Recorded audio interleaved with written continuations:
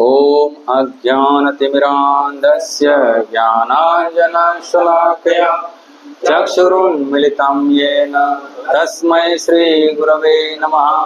श्रीचैतन्यमनोभीष्टं स्थापितं येन भूतले स्वयं रूपा कदा मह्यं ददाति स्वपदान्तिकं।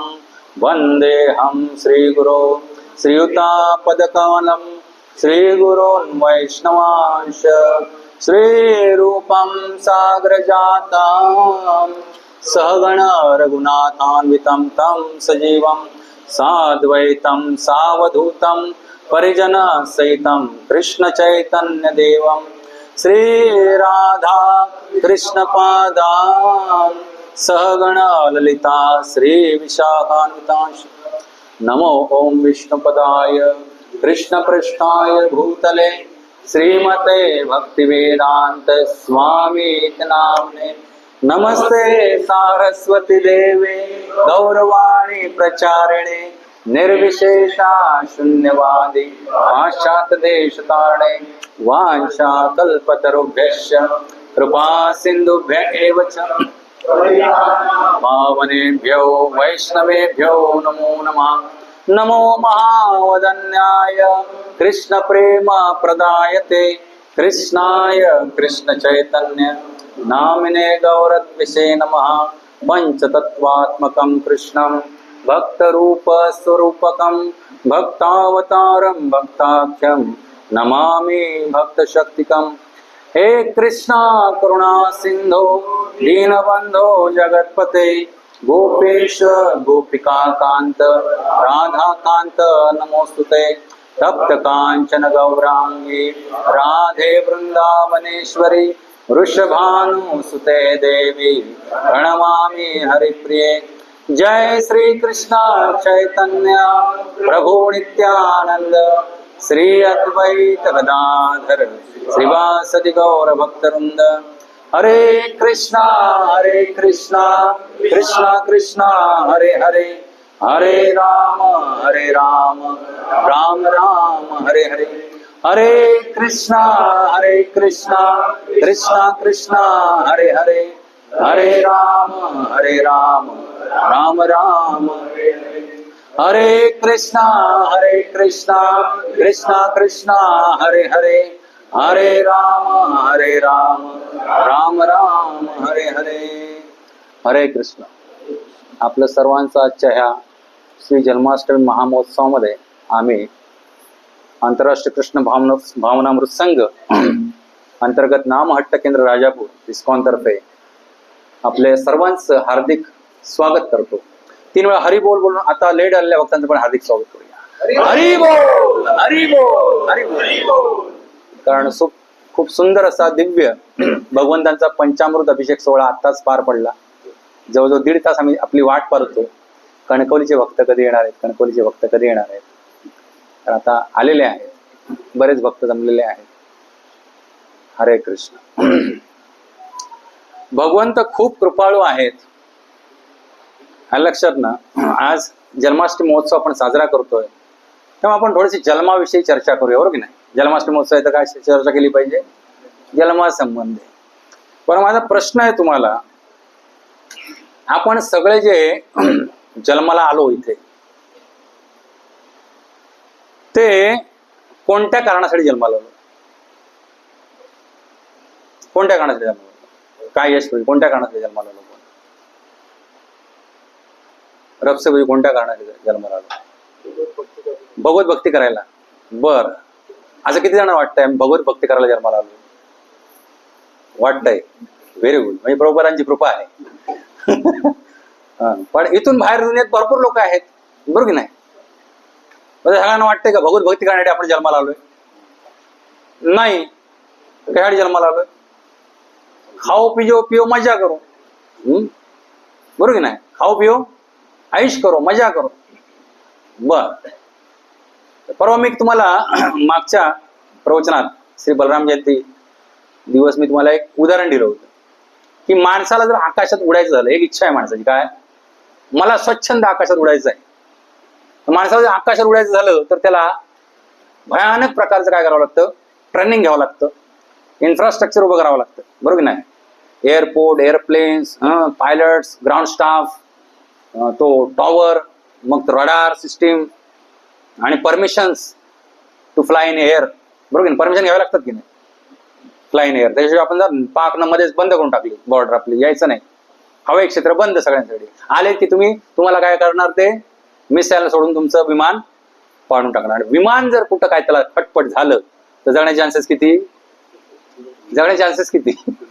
शून्यच ना. विमानावर जर काय कशात काहीतरी झालं तर जगण्याचे चान्सेस शून्यच. तर समजा जरी आपण पायलट बनलो, भरपूर मेहनत करून भरपूर ट्रेनिंग घेऊन पायलट बनलो, तरी पण पायलट बनलो आणि जर लायसन्सच दिलं नाही, एरिएशन म्हणजे एरोनॉटिक्स मंत्रालयाने लायसन्स दिलं नाही, तर काय आपण नाही उडू शकत. बरं, लायसन्स दिलं आणि काय झालं, तुम्हाला कुठच्या कंपनीने हायरच केलं नाही विमान उडवण्यासाठी, काय करणार? लायसन्स दिले, विमान उड्डाण करणे हायरच केलं नाही, कोणी बोलवलं, ड्रायव्हर म्हणून ठेवलंच नाही तुम्हाला, ड्रायव्हर म्हणून ठेवलं नाही, मग काय करणार? काय करू शकत नाही, उडू शकत. तुमची इच्छा आहे, भले तुमच्याकडे लायसन्स आहे, सर्टिफिकेट आहे, सगळं आहे, डिग्री आहे, पण तुम्ही उडू शकत नाहीत. बरं, मग प्रत्येक मोबाईल सर्वांनी स्विच ऑफ करा प्लीज, सगळ्यांचे मोबाईल स्विच ऑफ करा. हरे कृष्णा कृष्णा कृष्णा हरे हरे, हरे राम राम राम हरे हरे. तर मग भगवंतानी ज्याला उडण्यासाठी बनवले त्यातला सगळ्यात सूक्ष्म प्राणी आपण घेऊया, कीटक. भगवान आपल्याला उडण्यासाठी बनवलं असतं ना, आपल्याला ऍटलिस्ट त्याच्यासारखं बनवलं असतं ना. सगळ्यात सूक्ष्म कीटक कोण आहे? मच्छर. सगळीकडे आहे, कुठे नाहीये, बरोबर की नाही? तो जन्मतात जसा तो अळीतनं बाहेर येतो, तसा पंख फडफडत तो काय करतो? उड्डाण घेतो. त्याला ना लायसन्स लागत, ना डिग्री लागत, ना परमिशन कसल्या लागत, ना एअरपोर्ट लागत, ना फ्युएल लागत, ना काय लागत.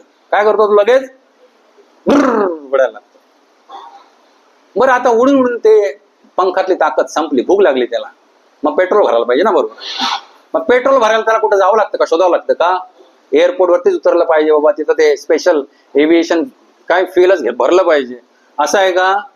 नाही, तो उडत आला खिडकीत नसा. आपण खिडकी उभी ठेवली, संध्याकाळी आला, मस्त लँड केलं कुठे इकडे कानाच्या मोय मोय करून, लँड केलं, बसला, आणि देवानं त्याला काय दिले? सोंड दिले. त्यानं तुमचं रक्त शोषून घेतलं, पोट भरलं, उडून गेला. जाताना तुम्हाला डेंग्यू मलेरिया देऊन गेला, बरोबर?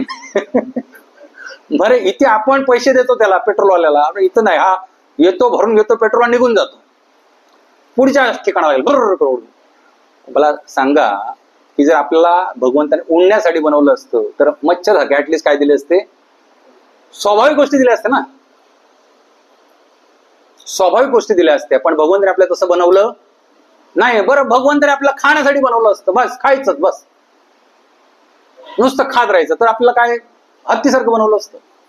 नुसतं खात राहा. तसं बनवलं का? नाही बनवलं. आपल्याला झोपण्यासाठीच बनवलं असतं. तर झोपाळू प्राणी भरपूर आहेत, जसं की बेडूक आता 4 महिने असतात, पण नंतर ते जवळजवळ 8-9 महिने हायबरनेशन मध्ये जातात, झोपून राहतात. पोलार बेअर 6-6 महिने झोपून राहतो. लक्षात? म्हणजे आपल्याला झोपण्यासाठी पण बनवलं नाहीये. कारण आपण झोपलो तरी आपल्याला आजकाल होऊन तशा लोकांना झोप लागत नाही. कोणाकोणाला प्रॉब्लेम आहे, हात वर करा, झोप लागत नाही झोपलो तरी. असं पटकन बटन बंद केलं की झोप लागली पाहिजे. Mobile switch off. कोणाकोणाला अशी झोप लागते की पडल्या बटन बंद केल्याशिवाय झोप लागते, हात वर करा. हे खूप म्हणजे काय आहेत? भाग्यवान प्राणी आहेत. म्हणजे उरलेल्या सगळ्यांना झोप लागत नाही, बरोबर की नाही? म्हणजे आपल्या झोपण्यासाठी पण नाही बनवलं, थोडीफार झोप घेतली पाहिजे. बरं, त्याच्यानंतर काय? खाण्याचं झालं, झोपण्याचं झालं, आणि काय? तर संरक्षण आहे गोष्ट. ही संरक्षण करण्यामध्ये बाकी पशु पक्षी फार एक्सपर्ट आहेत, बरोबर की नाही? स्वतःचं संरक्षण ते स्वतःच करू शकतात. जसं की एखादी फास्ट मोटर कार येते आणि तुम्ही त्या रस्त्याच्या मधोमध, तुमच्या बाजूला एक पक्षी आहे बसलेला, चिमणी, छोटीशी चिमणी, आणि येणार आणि त्यात धडकच देणार तुम्हाला, आणि पक्षीला उडवणार. पहिलं कोणाला उडवेल? पक्षी भरकन उडून जाईल. म्हणजे आपण आपलं सतत संरक्षण करण्यासाठी सुद्धा काय आहोत? हतबल आहोत. आणि मग काही लोकांना वाटतं sex is life. Me open बोलतो, पण लपून ठेवणार काय? Sex is life. मैथून करणं हे पण आपल्याला इतर प्राण्यांसारखं शक्य नाही. कारण उंदीर, डुक्कर आणि कबूतर ही 3 उदाहरणं, आणि 4थं माकड, यांच्यासारखं रिप्रोडक्टिव्ह रेट कोणाचाच नाही जगामध्ये. याच्यात सगळ्यात जास्त रिप्रोडक्टिव्ह रेट कोणाचा आहे? उंदराचा. तुम्ही जोडी आणून ठेवा त्याचे, हजारो व्हायला वर्ष खूप झालं. एवढं त्यांना रिप्रोडक्टिव्ह हे दिलंय भगवंताने, तर तसे मानवाला नाही दिलंय. लक्षात ना. आता तर मी प्रमोट करत असतो पेशंटना की अरे बाबा बस, आता असं करू नका. काल एक पेशंट आला होता इकडचंच, उत्तर भागातला. म्हणतो एक बाळ होतं कुशीमध्ये, एवढं छोटं, 1.5-2 वर्षाचं, आणि म्हणतो आता मला बाळ नकोय. कोण ते माझ्या सहकार्याने पाठव. मग मी त्यांना मेसेज पडला आमच्या सहकार्या सगळ्यांना, बाबा माझ्याकडे पाठवू नका.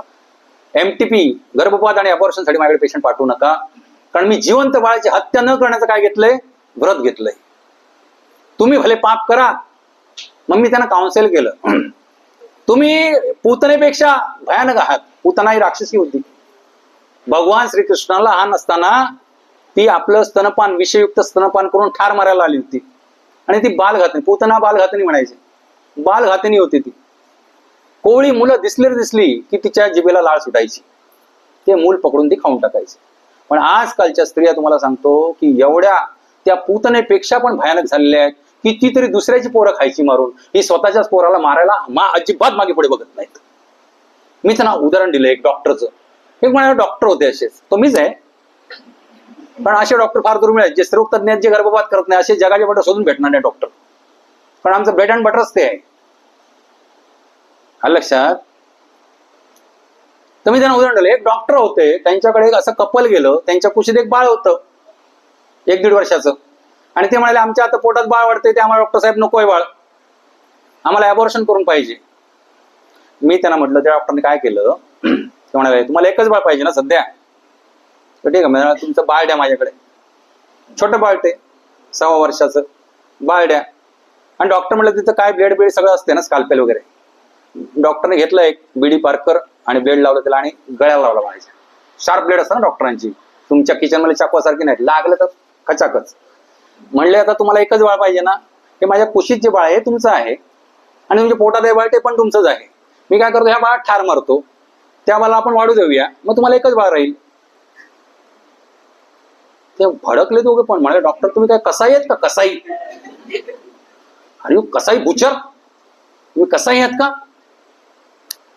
मग मी कसाई नाहीये का? मग तुम्ही माझ्याकडे कशासाठी आला होता आज? तुम्ही स्वतः मला कसाई केली ना, तुमच्या बाळाला ठार मारून सांगता ना, तीक्ष्ण हत्यार वापरून. डायरेटेशन क्युरेटेज, इव्हॅक्युएशन करा गर्भपिशवीचं, आम्हाला बाळ नकोय. आणि वरती आणखी सांगणार नाही, ते 8 आठवडेच झालेले आहेत, 2 महिन्याचंच आहे. अरे मग त्याला तुम्ही जर डिस्टर्ब केलं नाही, त्याचं पूर्ण मनुष्य होणार की नाही? त्याला जर आपण डिस्टर्ब केलं नाही तर पूर्ण मनुष्याकृती त्यावर जन्माला येणार की नाही 9 महिने 7 दिवसांनी? मग म्हटलं, मग त्यात कळलं का तुम्हाला की ते जोडपं काय म्हणलं डॉक्टरला लगेच, तुम्ही कसं आहेत का? मग तुम्ही कोण आहात जे स्वतःच्या पोटच्या पोराला मारायला आलात माझ्याकडे? तर हे मी प्रवचन प्रत्येक माझ्याकडे अबॉर्शनला येणाऱ्या पेशंटला देतो. आणि ह्याच्यातनं 10तले 8 लोक माझं ऐकतात आणि नरकगामी व्हायचं टाळतात. उरलेले 2 जे माझ्याकडे येतात ते नरकात जायचं त्याने ठाणलेलंच असतंय ना, काही करून आम्हाला नरकातच जायचंय. स्वतःच्या पोटच्या पोराला ठार मारणं हे जन्मावरनं चर्चा चालली म्हणून सांगतोय तुम्हाला. तर हे सगळ्यांना टाळा. आणि तुमच्या घरात कोण असेल अबॉर्शन करायला, ज्यांना इच्छा होत असेल तर त्यांना सांगा ही गोष्ट. महाभयानक पातक आहे, महाभयानक. अनंत काळासाठी आपल्याला नरकामध्ये कितपत पडावं लागेल. तर आपण सगळे जन्माला येतो. तुम्ही बऱ्याच भक्त सांगितले आम्ही काय भक्ती करण्यासाठी जन्माला येतो, म्हणजे आलं पाहिजे ऍक्च्युली, बरोबर की नाही? कारण मी तुम्हाला सगळं सविस्तर सांगितलं ना. आपण खायला इथं जन्माला, ना झोपायला आलो, ना मैथून करा झोपायला आलो, ना संरक्षण करा झोपायला आलो. कारण ह्या सगळ्या प्रकारच्या प्रचुर मात्रेमध्ये वेगवेगळ्या योनी 84 लक्ष योनीमध्ये ऑलरेडी भगवंताने बनवून ठेवल्या आहेत. आणि आपण माणसाच्या जन्माला येण्यापूर्वी ह्या सगळ्या 84 लक्ष योनीमधला फेरा पार करून आपण माणसाच्या योनीमध्ये आलेलो आहोत. तर फार दुर्मिळ अशी आहे माणसाची योनी. माणसाच्या योनीमध्ये आल्यानंतर काय केलं पाहिजे हे दाखवण्यासाठी आपल्याला भगवंत इथं अवतरित होतात. त्यांना जन्म घ्यायची गरज नाही. इथं स्वतः भगवान श्रीकृष्ण गौर वर्णामध्ये चैतन्य महाप्रभू म्हणून ह्याच कलियुगाचे अवतार, युगावतार म्हणून काय झाले, अवतार धारण केले आजपासून 500 वर्षापूर्वी. ते स्वतः भगवान श्रीकृष्ण आहेत. पण त्यांनी जन्म का घेतला, अवतारीला का केली, की भगवान श्रीकृष्ण गीता सांगून गेले 5000 वर्षापूर्वी, बरोबर की नाही? पण ती गीता कोणी ना वाचायला तयार, ना ऐकायला तयार, ना आचरणात आणायला तयार, बरोबर की नाही? भगवान सांगितलं भगवद्गीता जशी आहे तशी सांगून गेले, पण ती कोण वाचायला तयार नाही, ऐकायला तयार नाही, पठण करायला तयार नाही, मनन करायला आणि त्याच्यानंतर कृती करायला तर अजिबात तयार नाही. मग स्वतः भगवान श्रीकृष्णांनी ठरवलं आणि त्यांच्या अनेक भक्तांनी त्यांना विनंती केली, हे भगवंता, कलियुग चालू झालेलं आहे आणि भयानक दुस्तर असं कलियुग चालू झालेलं आहे. तर आम्ही महाविष्णू आले होते स्वतः अद्वैताचार्य, ब्रह्मदेव आले होते श्री हरिदास ठाकूर बनून, बरोबर की नाही? गदाधर पंडित आले होते, श्रीमती राधाराणीचा होता, रूप मंजिरी आले होते, अनेक षड गोस्वामी आले होते, सगळे भक्त आले होते साक्षात. त्यांनी प्रार्थना केली की आमच्या ना काही शक्य नाही तर तुम्ही भगवंता तुम्ही स्वतः या. हे एवढे लोक नालायक झालेले आहेत. कालचं एक उदाहरण सांगतो. मी एका आमच्या फार्मा कंपनीला ऑर्डर देण्यासाठी सकाळी फोन केला. मी कोणाला फोन केला तर हरे कृष्ण म्हणतो. मुलगी होती, मी म्हटलं हरे कृष्ण, तर तिनं रिस्पॉन्सच काय दिला नाही ना, हॅलो बोलली काय नाही, पॉज घेतला तिनं. बाळा तू म्हटलं हिंदू आहेस? काय म्हटलं, बाळा तू हिंदू आहेस? म्हटलं मी तुला हरे कृष्ण म्हणतोय तर तू पॉज का घेतलास? भगवंताचं नाव घ्यायला काय अडचण आहे का? आहे का अडचण? असे अनेक लोक भेटतात ना मला, स्पेशली माझे मुस्लिम मित्र. मी हरे कृष्ण बोललो तर पटकन हरे कृष्ण म्हणतात, पण हिंदू लोक जे इस्कॉन मध्ये येत नाहीत ना, ते चुकूनही हरे कृष्ण म्हणत नाहीत. हा तुमचा पण सगळ्यांचा अनुभव असेल. म्हणजे ते मुस्लिम लोक, मी बायकोला काल सांगतो रत्नात नाही येतो ना, ते लोक म्हटलं जातील भगवत धर्मात, पण हे हरामी लोक जाणार नाहीत. लिटरली सांगतोय. आज शोकांतिका जगाच्या पाठीवर सगळ्यात हिंदूंचीच आहे, कारण त्यांना काही माहित नाहीये आणि त्यांना काही माहिती करून घ्यायची इच्छा नाही. तुम्ही जरा वेगळे आहात म्हणून आलाच वेळ काढून आज इथे, पण बहुतांश लोकांना काही देणं नाही. त्यांना काय फक्त आहार, निद्रा, भय, मैथून, बस या 4 गोष्टी करायला मिळाल्या. खायला मिळालं भरपूर, झोपायला मिळालं, सेक्स करायला मिळालं, स्वतःचं संरक्षण करायला मिळालं, बस दॅट्स ऑल. बाकी त्यांना कसली इच्छा नाहीये. अरे मग पशु झालेले बरे होते ना तुम्ही, का माणसाच्या जन्माला आले? या सगळ्या गोष्टी प्रचुर मात्रेमध्ये कुठे आहेत? कुत्र्या, मांजरा, लांडग्या, कोल्ह्यांच्या योनीमध्ये आहेत ना उपलब्ध. कसले अडचण नाही त्यांना. स्ट्रे डॉग्स, कसली परमिशन कोणाची लागत नाही, कसले भौतिकतेचे नियम त्यांना लागत नाहीत. म्हणजे आपण माणसानं बनवलेले. समजा सिग्नल लागलाय, रेड सिग्नल आहे, तिथं गाय क्रॉस करते रोड, गायला काय सिग्नल बाधक आहे का? तिला काय तो पोलीस जो असणार ट्रॅफिक तो पावती फाडणार आहे का? नाही फाडू शकत. लक्षात ना? मग माणसाच्या योनीत का झालं? मग का आले? म्हणजे विचार करा ना, कारण उच्च बुद्धिमत्ता तुम्हाला दिलेली आहे, उच्च प्रकारची बुद्धिमत्ता तुम्हाला दिलेली आहे, आणि जर तुम्ही विचार नाही केले तर माणसाच्या जन्माला येऊन उपयोग काय? तर आपण सगळे जे जन्माला येतो ना, ते आपलं पूर्व प्रारब्ध अनंत काळाचं सोबत घेऊन केवळ आणि केवळ आहार, निद्रा, भय, मैथून करायला इथं जन्माला येतो माणसाच्या योनीत सुद्धा. आणि मग केवळ आणि केवळ भगवान श्रीकृष्ण आणि आपले प्रामाणिक आध्यात्मिक गुरूंच्या कृपेनं आपल्याला पूर्वजन्माचं संचित म्हणून काय मिळतं? भक्तीला त्याचं बीज मिळतं.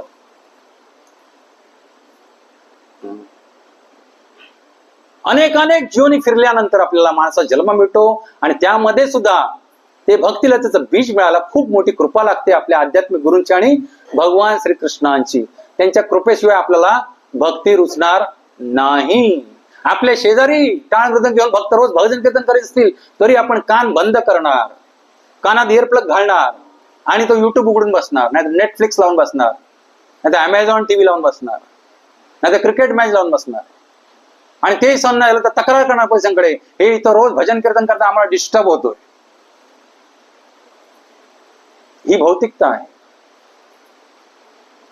आणि भगवंत परम कृपाळू आहेत. आपल्या सगळ्यांना ह्या भौतिकतेच्या जंजाळातून बाहेर काढण्यासाठी भगवंत कृपा करून आपल्यावरती कृपा करण्यासाठी इथं जन्म अवतरण होतात.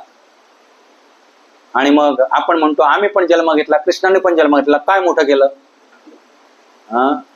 तर काय मोठं केलं ते आपण आज थोडक्यात पाहूया. त्याच्याशिवाय आपल्याला कळणार नाही ना. कोणाचं महत्व कळल्याशिवाय आपल्याला त्याची महत्ता कळत नाही. आपण त्याच्यासमोर नतमस्तक होत नाही, आपलं जीवन देत नाही.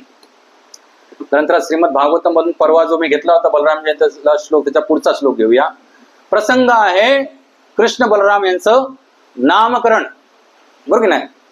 भगवंत जन्माला आलेत, अनेक लीला केल्यात, आणि आता भगवंतांचं काय आहे? नामकरण करायचंय. तर त्यांचे कुल आचार्य गर्ग मुनी आलेले आहेत. कुठे? गोकुळामध्ये. आणि नंदबाबांनी गायींच्या गोठ्यामध्ये नामकरणचा समारंभ अतिशय गोपनीय ठेवलेला आहे. का? कारण त्यांना कळून चुकलंय की कुठंतरी कंसाला भनक लागलेली आहे की त्याचा दुश्मन कोण? कृष्ण जन्माला आलेला आहे आणि त्याचा मृत्यू जो आहे या कृष्णाच्या हाती होणार आहे. याची आयडिया आलेली आहे कोणाला? कंसाला. त्यामुळे त्यानं ह्या महिन्याभरात जन्मली सगळी बालकं ठार मारण्यासाठी आपल्या सगळ्या सेनापतींना म्हणजे राक्षसांना पाचारण करून पाठवलेलं आहे. तसं त्याच्यातली एक पुतना होती, तिला ऑर्डर दिली होती की सगळ्या बालकांना जे जन्माला आलेले ह्या महिन्यात त्या सगळ्यांना खाऊन टाक. मग कृष्ण पण राहणार नाही, कारण कृष्ण आताच जन्माला आला होता ना. तर अशा रीतीनं बघा यमुना पण भरायला धो पाऊस पडायला लागलेला आहे. शुद्ध अंतकरण आपण जिथं भगवंतांची आवणी करतो तर तो एक यज्ञ आहे. आणि यज्ञाचं परिणाम काय आहे? पर्जन्य. जिथं पण हरिनाम संकीर्तन यज्ञ होतो तिथं विपुल प्रमाणात काय होतो? पर्जन्य म्हणजे पाऊस येतो. आणि पाऊस चांगला आल्यामुळे शेती चांगली पिकते, धनधान्य पिकतं, सुबत्ता येते आणि सगळं काय होतं? खुशाल होतं. पाऊस पडला नाही तर आपल्याकडे किती डिग्री असू दे आपण काय करू शकत नाही, काहीच करू शकत नाही पाऊस नाही पडला तर. आपण ग्रंथात श्रीमद भागवतामधून एक श्लोक घेऊया आणि आजच्या पुढच्या सत्राला आपण सुरुवात करूया. ओम नमो भगवते वासुदेवाय.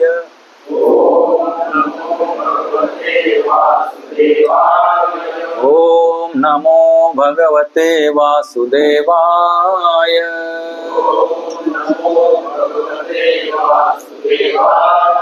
ओम नमो भगवते वासुदेवाय. नारायणं नमस्कृत्यं नरं चैव नरोत्तमं देवीं सरस्वतीं व्यासं ततो जयमुदीरये. नष्टप्रायेषु भद्रेषु नित्यं भागवत सेवया भगवती उत्तम श्लोके भक्तिर्भवति नैष्ठिकी. कृष्णाय वासुदेवाय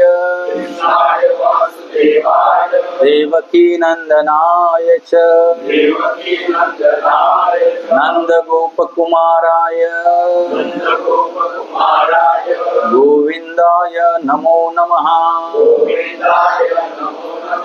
हरे कृष्णा कृष्ण कृष्ण हरे हरे हरे राम राम राम हरे हरे. ग्रंथराज श्रीमद भागवतम की. ग्रंथराज श्रीमद भागवतम स्कंद 10वा अध्याय 8वा श्लोक आहे 13वा. मी म्हणेन माझ्या मागून तुम्ही म्हणण्याचा प्रयत्न करा. हे गर्ग मुनी बोलताय. श्री गर्ग उवाच. आसन वर्णास्त्रयो यस्य गृह्णतो नु युगं तनु शुक्लो रक्तस्तथा पीत इदाने कृष्णतां गतः. श्री गर्ग उवाच. आसनं वर्णास्त्रयो यस्य गृह्णतो नु युगं तनु शुक्लो रक्तस्तथा पीत इदानीं कृष्णतां गतः. तर हे डिटेल मध्ये जात नाही कारण त्या एकाच श्लोकामध्ये प्रवचन संपून जाईल, वेळ निघून जाईल. थोडं खडीसागर माताजी. तर अर्थ मी वाचतोय, तुम्ही पण माझ्यासोबत रिपीट करा. तुमचा हा पुत्र कृष्ण प्रत्येक युगामध्ये अवतार धारण करतो. पूर्व काळी त्याने श्वेत, रक्त आणि पीत असे 3 वर्ण धारण केले होते.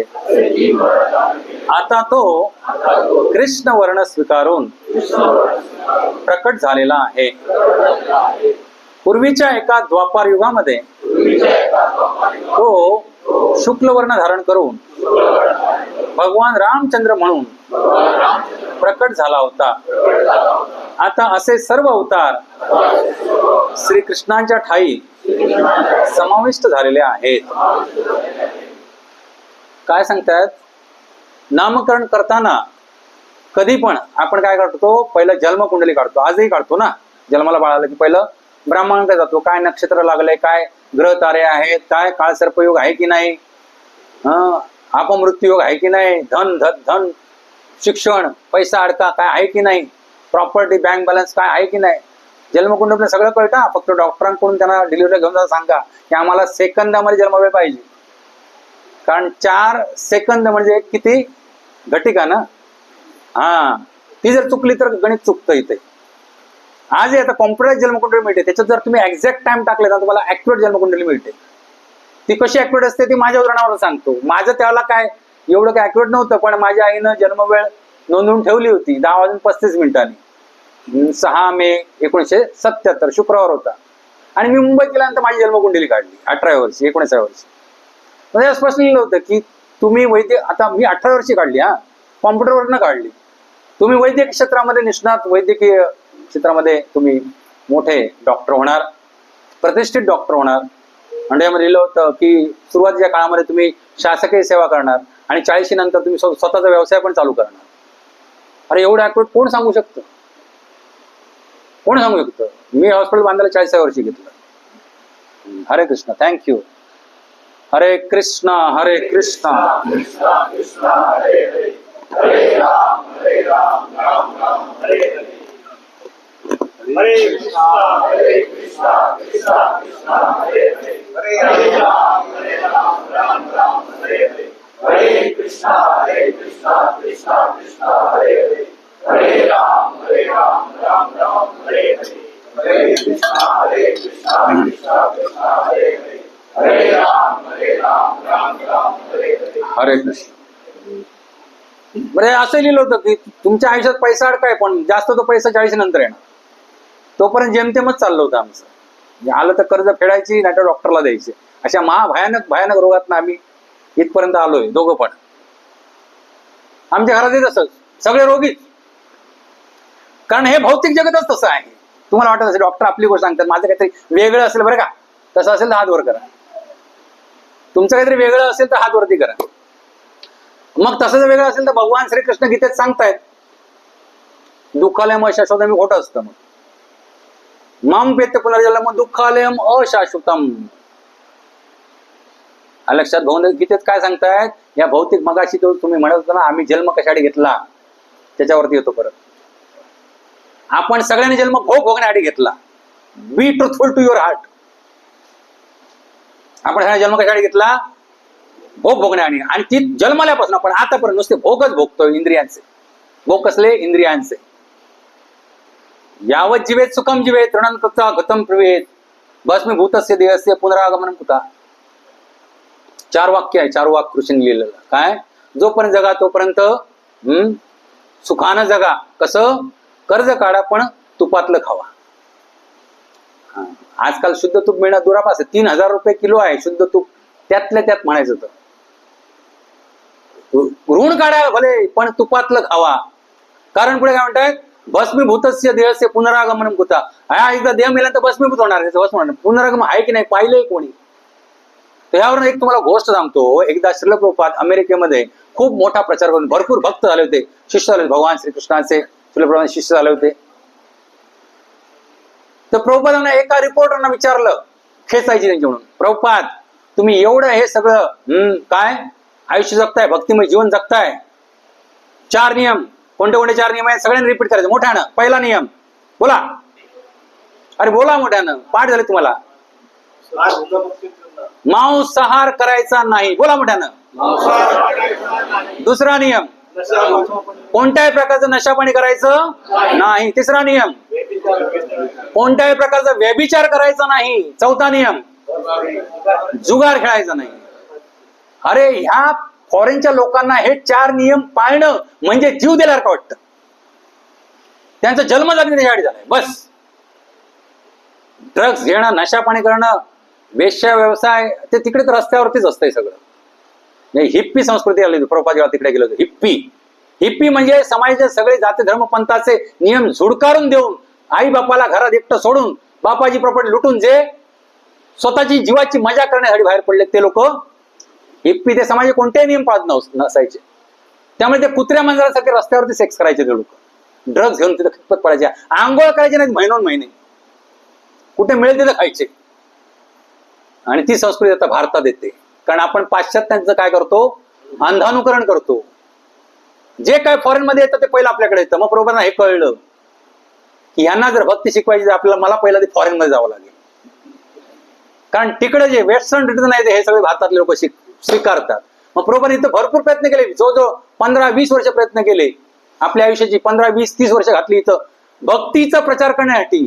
केवळ एक शिष्य झाला त्यांचा, अलाहाबादमध्ये, प्रयागराजमध्ये. किती शिष्य आले? एक शिष्य झाला. बरोबर म्हणले फ्रस्ट्रेट झाले, काय इथं राहून काय उपयोग नाही, आणि मी आता जाणार परत येणार पण नाही. मग गेले बिचारे वयाच्या 70व्या वर्षी. इथं वयाची 70 पार केलेले किती लोक आहेत? हात वर करा. वयाची 70 पार केलेले किती लोक आहेत? हात वर करा. 2-3 आहेत. तुम्हाला सांगितलं एक पैसा नाही तुमच्या हातात, बोटीतनं कार्गो शिप मधनं बसून जायचंय. कुठे? अमेरिकेत जायचंय. 1.5 महिना लागून वयाच्या 70 मध्ये. आणि कशासाठी? जनकल्याणार्थ, स्वार्थासाठी नाही. त्यांचा प्रपंच होता. खूप मोठी अलाहाबाद फार्मास्युटिकल होती, प्रभुपादांची कंपनी होती, औषध निर्माण, आमच्याच क्षेत्रातले होते ते. म्हणून थोडी जाताना कृपा करून गेले. 77 मध्ये गेले. 77 मध्ये माझा जन्म झाला. गेले कृपा करून कुठेतरी थोडीशी. मग हे औषध वाटायचंय त्यांना. त्यांनी औषध वाटून बघितली. लोकांचे आजार तात्पुरते बरे होतात, पण लोकांना महारोग जडलाय ना, बरोबर नाही? लोकांना महारोग तो दूर कसा करायचा ही तळमळ लागली त्यांना. गेले फॉरेनला बोटीतनं, आणि ते बोटीचं तिकीट मिळण्यासाठी महिनाभर त्या इंडिया शिपिंग कंपनीच्या मालकीणीकडे फेरा घालत होते.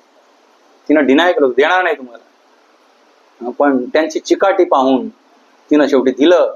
आणि जाण्यापूर्वी ते शांतीपूर मधल्या अद्वैताचार्यांच्या गावी, तिथं जे भगवंतांचं मंदिर आहे तिथं रोज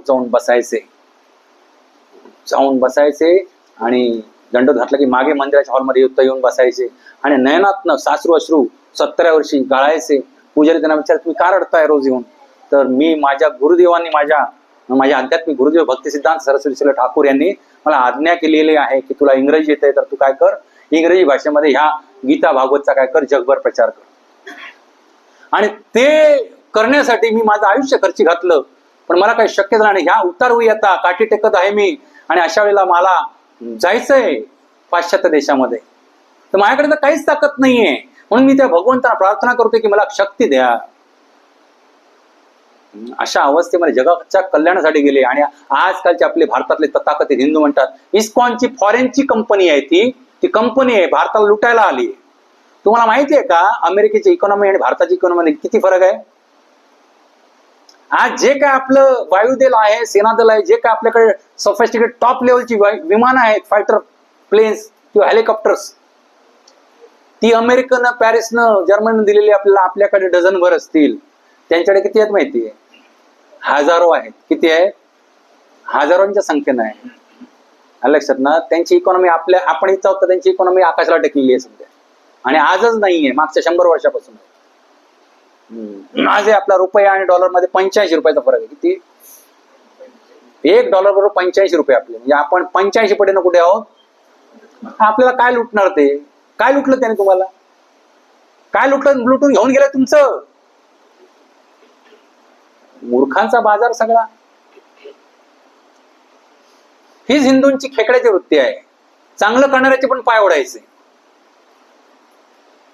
आणि जसं श्रील प्रभुपाद 77 मध्ये गेले, त्यांचे शिष्य होते पाश्चात्य देशातले, त्यांनी पूर्णपणे जीवन समर्पित केलं प्रभुपादांना, भगवंतांना. आणि तुमच्यासारखे जीन्स पॅन्ट घालून आणि पंजाबी ड्रेस आणि जीन्स टॉप घालून नाही फिरत ते. तुम्ही बघा इस्कॉन मधले सगळे भक्त जे आहेत, ख्रिश्चन आहेत, मुस्लिम आहेत, जास्त तर ते सगळे वैदिक धर्म स्वीकारला आहे. त्यांचे पुरुष पूर्णपणे धोती कुर्त्यामध्ये असतात आणि स्त्रिया साडी चोळी घालतात, पदर घेतात, अंगभर साज शृंगार करतात,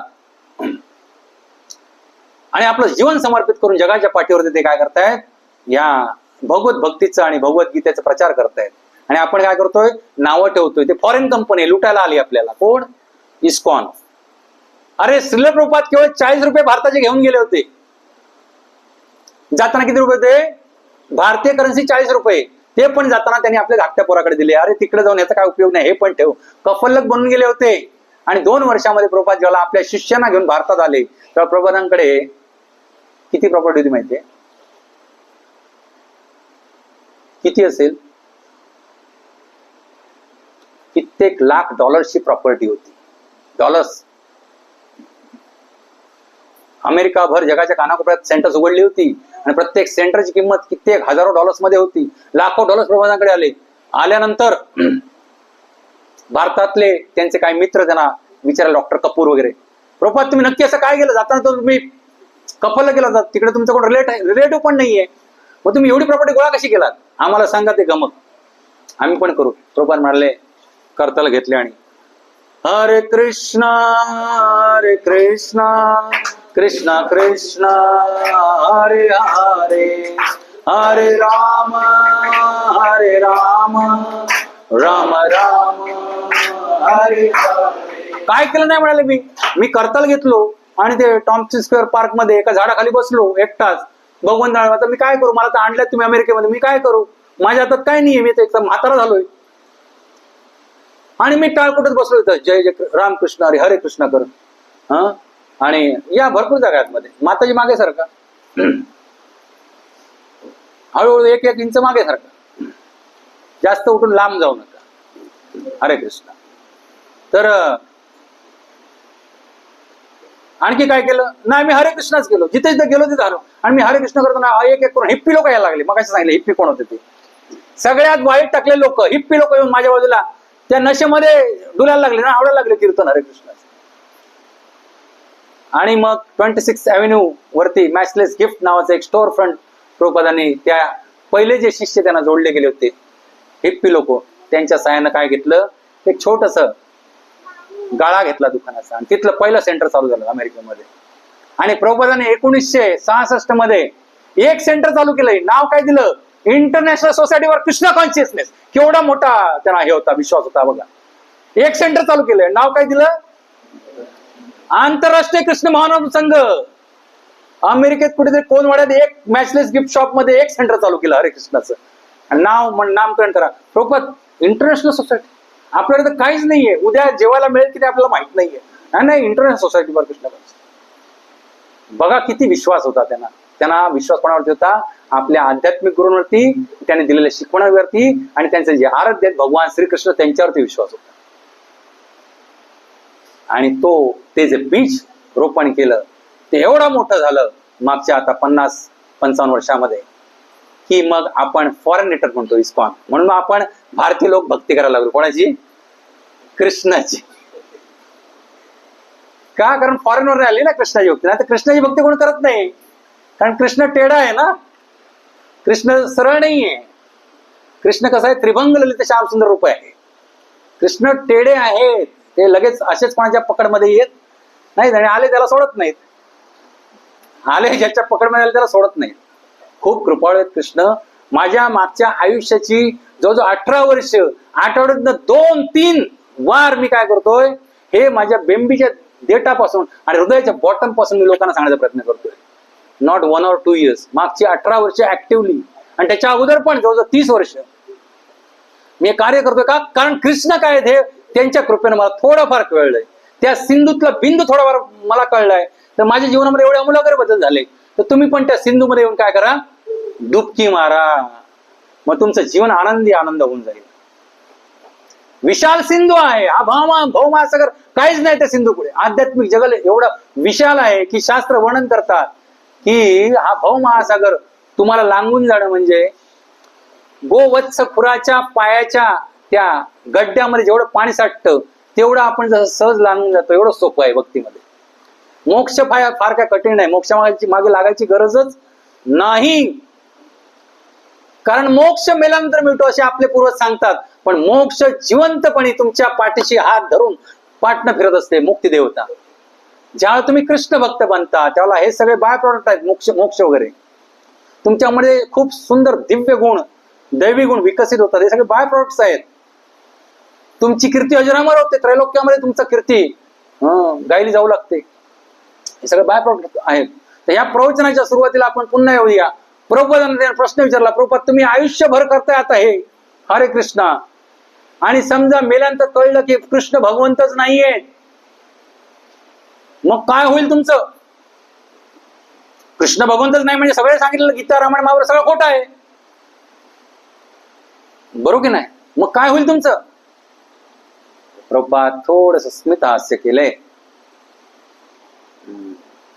ठीक आहे, जसं तुम्ही म्हणताय, समजा मृत्यूनंतर कृष्ण भगवान नाहीत आणि हे सगळं सांगितलेलं खोटं आहे, तरी काय वाईट घडलं? माझं आयुष्यभर मी खूप सुंदर प्रकारे इंद्रिय भोग करून जगलोय. कशा प्रकारे इंद्रिय भोग केले? भगवान श्रीकृष्णांना मी त्यांची रोज सेवा पूजा केली, त्यांची आरती केली, त्यांना भोग दाखवले, विविध सुंदर भोग बनवून दाखवले, आणि ती व्यंजन मी खाल्ली, अनेक उत्सव रोज साजरे केले. कृष्ण भक्ताच्या जीवनामध्ये जेवढे आनंदोत्सव आहे तेवढे कुठच्याही दुनियेमध्ये नाही. लोकांना ते कृत्रिम रीतीने तयार करायला लागतात पैसे देऊन. इथे आम्ही सांगतो तुम्ही या फ्री मध्ये, सगळं फ्री आहे. तर म्हणले माझं आयुष्य मी असं सुखा समाधान शांतीने जगलो, त्यामुळे मेल्यानंतर जरी भगवान कृष्ण नसले तरी मी आनंदानं जगेन. पण माझा एक तुम्हाला दुसरा प्रश्न आहे. तुम्ही मेल्यानंतर तुम्हाला कळलं की कृष्ण भगवान अस्तित्वात आहे, तर आणि भगवंताने सांगितलं सगळं खरं आहे, तर तुमचं काय होईल? हेच उत्तर पहिलं मला द्या. भगवंताने गीता रामायण महाभारत भागवतामध्ये पुराणामध्ये सगळीकडे सांगून ठेवलंय ना. 28 की 32 प्रकारचे नरक लोक आहेत, स्वर्ग लोक आहे, पितृलोक आहे. जर तुम्ही मेल्यानंतर तुमच्या समोर साक्षात्कार रूपात भगवान श्रीकृष्ण उभे राहिले तर तुमचं काय होईल? कारण तुम्ही यावत जीवेत सुखम जीवेत, कसलं पण आहार निद्रा भय मैथून, कोंबडी खावा, मटण खावा, प्रॉन्स खावा, पापलेट खावा, दारू प्या, नशा पाणी करा, जुगार खेळा, व्यभिचार करा. आजकाल मराठी वरची कुठची सिरियल तुम्ही लावून बघा, या 4 गोष्टीशिवाय काही मिळणार नाही. पहिला आधी सगळ्यात व्यभिचार दाखवताय, विवाह बाह्य संबंध त्याचे कसे आहेत आणि हिचे कसे आहेत. लग्न केलेलं कपल आहे त्या सूत्रधार त्या सिरियलचं, पण दोघांचे ह्याचं बाहेर आहे म्हणून ह्याचं माझं पण बाहेर आहे. अरे काय? मग तुम्ही कबूतरच्या युनिट मध्ये जा ना. कबूतर जा जा जा. कबूतराकडे एवढी क्षमता आहे, दिवसात 300 वेळा सेक्स लाईफ एन्जॉय करता आणि ते थकत पण नाही. किती वेळा? मैथून किती वेळा करतं कबूतर? 300 वेळा. We don't have the capacity. आपल्याला कॅपॅसिटी नाहीये. अरे मग ज्याच्यासाठी जन्माला घातले भगवंताने ते करा ना. तर प्रभूने प्रश्न विचारला, त्याबरोबर त्याच्या डोक्यावरती चक्र फिरायला लागली, गरगरला तो, म्हणाला दंड प्रणाम, म्हणाला खरोखर तुम्ही बोलतायत. आपण भक्ती नाही केली आणि जर नुसते इंद्रिय भोग करायला लागलो जे धर्मविरुद्ध आहेत, कारण धर्मामध्ये 4 महापाप सांगितलेली आहेत जे आपण रिपीट करतोय आज. हे 4 महापाप सांगितले. त्याच्या महापाप म्हणजे विचार करू नका, ते पापाच्या पुढे महा लिहिलेलं आहे. गच्छन्ति यमालयम, बाकी कुठंच नाही गच्छन्ति मध्ये कुठचा स्टॉप नाहीये, डायरेक्ट गच्छन्ति यमालयम.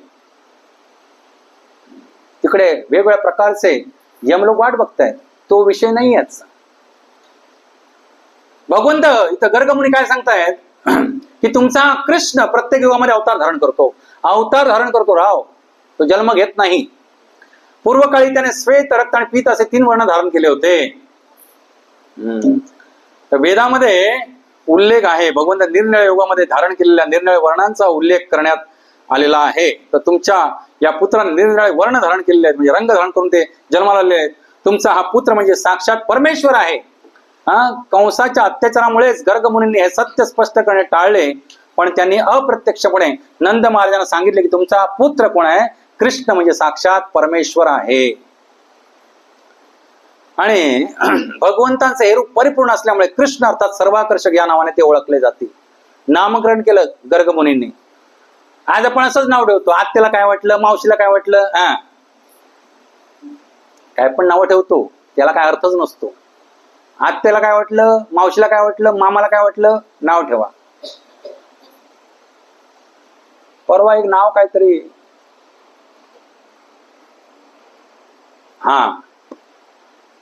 अविरा. आता अविरा नावाची फोड केली तर पण मराठी आपल्या संधी फोड येते ना, काय होईल? अवीर. अरे हे काय नाव झालं ज्याच्यामध्ये कसलंही शौर्य नाही, वीर्य नाही, असं नाव ठेवायचं आपल्या पोरांना? काय पण गमक करायचं, यमक करायचं, काय पण करायचं, नाव ठेवायचं. अरे नाव भगवंताच्या नावावर ठेवायची, बरोबर की नाही? ललिता, विशाखा, राधा, चित्रकला, तुंगभद्रा, कृष्णा, कावेरी, नर्मदा, गोदावरी, पार्वती, सीता, पुरुषांची राम, कृष्ण, गोविंद, अनंत नावं आहेत. भगवानाचं अनादि अनंत रूप आहे, तेवढेच त्यांची अनंत नावं आहेत. हरे कृष्ण. तर इथं सांगतायत गर्गमुनी, हा तुमचा पुत्र सामान्य नसून पण आहे, साक्षात पूर्ण पुरुषोत्तम भगवंत आहे. तर आपण इथं जन्म घेतो अनेक प्रकारचे भोग भोगण्यासाठी, आणि भोग भोगल्यामुळे आपल्याला केवळ केवळ दुःखांना सामोरं जावं लागतं. कारण भगवंताने गीतेमध्ये सांगितलंय, मामपेत्य पुनर्जन्म दुःखालयम शाश्वतम नाप्नुवन्ति महात्मानं संसिद्धी परमाम गता. जो माझ्याकडे येणार नाही तो केवळ आणि केवळ ते ह्या भौतिक जगतामध्ये दुःखच भोगणार. माझ्याकडे येणार म्हणजे जो माझं भक्ती भजन करणार नाही तो केवळ काय भोगणार आहे?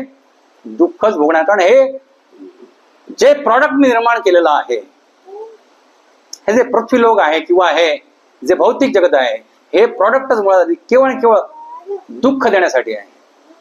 आणि ह्या जगतामध्ये, दुःखमय जगतामध्ये तुम्ही येऊन तुम्ही जर म्हणलात की आम्ही सुखी होऊ, तर शक्यच नाहीये. It is impossible. शक्यच नाहीये तुम्ही सुखी बनणं. तर मग भगवंतांना दया येते की हे माझीच लेकरं आहेत, ह्या पृथ्वी तलावरती किंवा या अनंत कोटी ब्रह्मांडामध्ये जे भौतिक निर्माण आहे, मी केलेलं सृजन आहे, त्याच्यामध्ये अनंत काळापासून दुःख भोगतायत, व्याधी पीडा भोगतायत. पण गीतेमध्ये भगवान सांगतात, जन्म मृत्यू जरा व्याधी दुःख दोषानुदर्शनम. तुम्ही ज्या वेळेला जन्माला येता त्यावेळेला तुम्ही काय घेऊन येता? सोबत मृत्यू घेऊन येता, सोबत जरा म्हणजे म्हातारपण घेऊन येता, आणि व्याधी घेऊन येता. सगळं दुःखाचं भांडार आहे. आणि हे जर दुःखाचं भांडार मध्ये समजा एक तुमचे माता पिता आहेत आणि त्यांना कळलं की तुम्ही अतिशय दुःखामध्ये आहात, तर त्यांना थारा होईल का हो? ते तुम्हाला तिथून रेस्क्यू करण्यासाठी येतील ना, काहीतरी जीवाचा आटापिटा करून. तसंच तुकाराम महाराज म्हणतात, कृष्ण माझी माता, कृष्ण माझा पिता, बहीण बंधू चुलता कृष्ण माझा. भगवान श्रीकृष्ण स्वतः गीतेमध्ये सांगतात, अहम बीज प्रदा पिता. सगळ्या जीव योनींना जन्माला घालणारा पिता मी कोण आहे? मी आहे. भगवान श्रीकृष्ण सांगतायत, मी त्यांचा जन्म घालणारा पिता आहे. ममय वांशो जीवलोके जीवभूत सनातना. हे सगळे जीव माझे अंश आहेत आणि माझी अजिबात इच्छा नाहीये. कारण भगवान श्रीकृष्ण त्यांच्या मूळ रूपामध्ये काय आहेत? सच्चिदानंद रूपी आहेत. त्यांचं रूप जरी सच्चिदानंद रूप असतं, आणि त्यावेळेला ज्या वेळेला ते इथं येतात त्यावेळेला ते आपल्यासारखे भौतिक भोग भोगण्यासाठी इथं येत नाही. कारण त्यांच्या इथे गोलोकधाम मध्ये, वैकुंठामध्ये, साकेतमध्ये हे जे तुच्छ भौतिक भोग म्हणताय ना तुम्ही, ते विपुल प्रमाणात उपलब्ध आहेत आणि त्याच्यासाठी कोणत्याही जीवाची पराकाष्ठा करावी लागत नाही. भगवंत आत्माराम आहेत, त्यांच्या इथे भगवत धामामध्ये हे विपुल प्रमाणात भोग उपलब्ध आहेत. आणि हे विपुल प्रमाणात असलेले भोग सोडून भगवंत इकडे येतात का? कारण त्यांना आपण दुःखात आहोत हे कळतंय. आपला उद्धार करण्यासाठी, आपल्या मुलांचा, बाळांचा, लेकरांचा उद्धार करण्यासाठी भगवान श्रीकृष्ण इकडे अवतरतात, जन्म घेतात आणि मग बाळ रूपामध्ये येतात. तुम्हाला माहिती आहे का, गीतेमध्ये भगवंत सांगतात, जन्म कर्मच मे दिव्यम यो मे वेत्ति तत्वता त्यक्त्वा देहम पुनर्जन्म नैति मामेति सोर्जुन. भगवंत गीतेमध्ये सांगतात, जो माझ्या जन्माचं आणि कर्माचं गुह्यत्व तत्वता जाणून घेतो त्याला पुन्हा फिरून जन्म घ्यावा लागणार नाही. अरे ज्याचं जन्माचं आणि कर्माचं नुसतं गुह्यत्व तत्व जाणल्यानंतर ज्याला जन्म घ्यावा लागत नाही भौतिक प्राण्याला, त्या व्यक्तीला, त्या परमपुरुषाला जन्म घ्यावा लागेल का? तो अजन्म आहे, बरोबर नाही? भगवान एक नाव काय आहे? अजन्मा. आणि अजन्मा ज्याला जन्म घेतो त्याला काय म्हणतात? श्रीकृष्ण जन्माष्टमी. मग भगवंत जन्म घेतात कसं? तुम्हाला गोष्ट सगळ्यांना माहिती आहे. की कंस अत्याचारी होता, जरासंध अत्याचारी होता, कौरवांचा अत्याचार सुरू होणार होता, बरोबर की नाही? आणि पृथ्वी त्राईमाम होऊन गेली होती आणि ब्रह्मदेवांकडे गेली रडत रडत. भगवान शंकर, इंद्रदेव, सगळे देवी देवता घेऊन गेले ब्रह्मदेवांच्या लोकामध्ये, ब्रह्मलोकामध्ये. तर ब्रह्मदेव म्हणाले, मी हतबल आहे हे पृथ्वी माते. गायीचं रूप घेऊन गेली होती पृथ्वी माता. मी हतबल आहे, तर आपण सगळे क्षीरसागरी जाऊया, जिथे भगवान श्रीकृष्ण स्वतः क्षीरोदकशाही विष्णू म्हणून वास करतात. कोण वास करतात? भगवान श्रीकृष्ण क्षीरोदकशाही विष्णू ह्या रूपामध्ये वास करतात. आपण तिकडे जाऊया. सगळे गेले तिकडे. मग तिकडे कित्येक वर्ष ब्रह्मदेवाने पुरुष सुक्त गायली, तपश्चर्या केली. त्यावेळेला भगवंताने त्यांना काय केलं? दर्शन दिलं आणि म्हणाले, तुम्ही काळजी करू नका, मला सगळं माहिती आहे. तुम्ही निश्चिंतपणे जावा आणि सगळे देवी देवतांना तुम्ही यदु, वृष्णी आणि भोज वंशामध्ये काय घ्या?